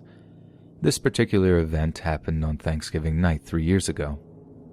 After I had a delicious meal on Thanksgiving with my family, my wife decided she wanted to go Black Friday shopping, so I decided to go to the gymnasium and start setting up for Friday morning. Every Thanksgiving weekend, our gym hosts a Thanksgiving basketball tournament for a handful of local high school teams. It was becoming a pretty well-recognized tradition in our community. Anyway, I spent about an hour or so setting up chairs, bleachers, prepping concessions, and getting the equipment in order. This was perfect because I could now sleep in a little tomorrow morning and not have to worry about rushing to the gym and set up. To try and give you a visual setup of the gym and its surroundings, it is a very small gym with one set of main doors that leads into a small elementary school. The school is very old and the hallways are lined with brick. If I'm being honest, it reminds me of an old prison. The lighting in the halls is dim, even in the daylight, due to lack of windows in its construction. The school apparently used to be a home for nuns in the 1930s, and I don't think it's structurally been updated very much since. In my opinion, it's a pretty creepy place. I've been in this place probably 100 times myself, and it still gives me an eerie feeling. Once I finished all my prep work for the tournament, I decided to shut the place down and go home for the night. I went into the far corner of the gym to the circuit breaker and shut off all the lights. At this point, the gym was lit by only moonlight and the glow of street lights shining in through the large gym windows. I walked into the small hallway that was basically pitch black at this point, using my cell phone flashlight to avoid running into a wall. As I walked down the long hall towards the exit, I started to hear a scratching noise. I stopped walking to try and locate the source of the noise because it was very loud and distinct. It sounded like it was coming from one of the classrooms up ahead. As I pointed my cell phone flashlight up the hall, I noticed that one of the classroom doors were open. This was odd because the policy was that all the doors were to be locked when the teachers left for the evening. Admittedly, I was a little spooked, thinking possibly an animal had gotten into the classroom or something else. But the only way to leave was passing the door in the hall to get to the main entrance, which was probably another 30 feet away. I continued down the hall, my eyes sharp to try and find the source of the noise that has now gone silent. As I passed that room, I saw something, and it definitely was not an animal. It was a green figure, a tall green silhouette of a man wearing a button-up shirt, parted hair, and long pants. And I mean tall. It was probably standing about 6.5 feet. It was just standing there, hovering, staring out the door, staring at me. It didn't move or make any noise. Its face was impossible to make out, like staring into the abyss. In the brief moment that I stood there frozen in fear, I felt very cold, like a window had been opened. I don't know why I didn't just run. I think my brain was trying to process if this was a human intruder or if I was witnessing something I couldn't rationalize. I snapped back to reality and began to sprint down the hall, looking back once more as I ran out the main entrance, now seeing the figure in the hallway. I drove home as fast as I possibly could, not able to get the image of the figure out of my head. Of course, as you would expect every time I relay this story to my family or friends, people either think it's a joke or that I'm trying to scare them. For the rest of that year, I never went to the property by myself after dark. I came and went out the back entrance that was not supposed to be used in order to avoid that hallway. After the season was over, I resigned and appointed someone else to my position. I can't tell you what I saw or experienced that night, but I hope nothing like that ever happens to me again.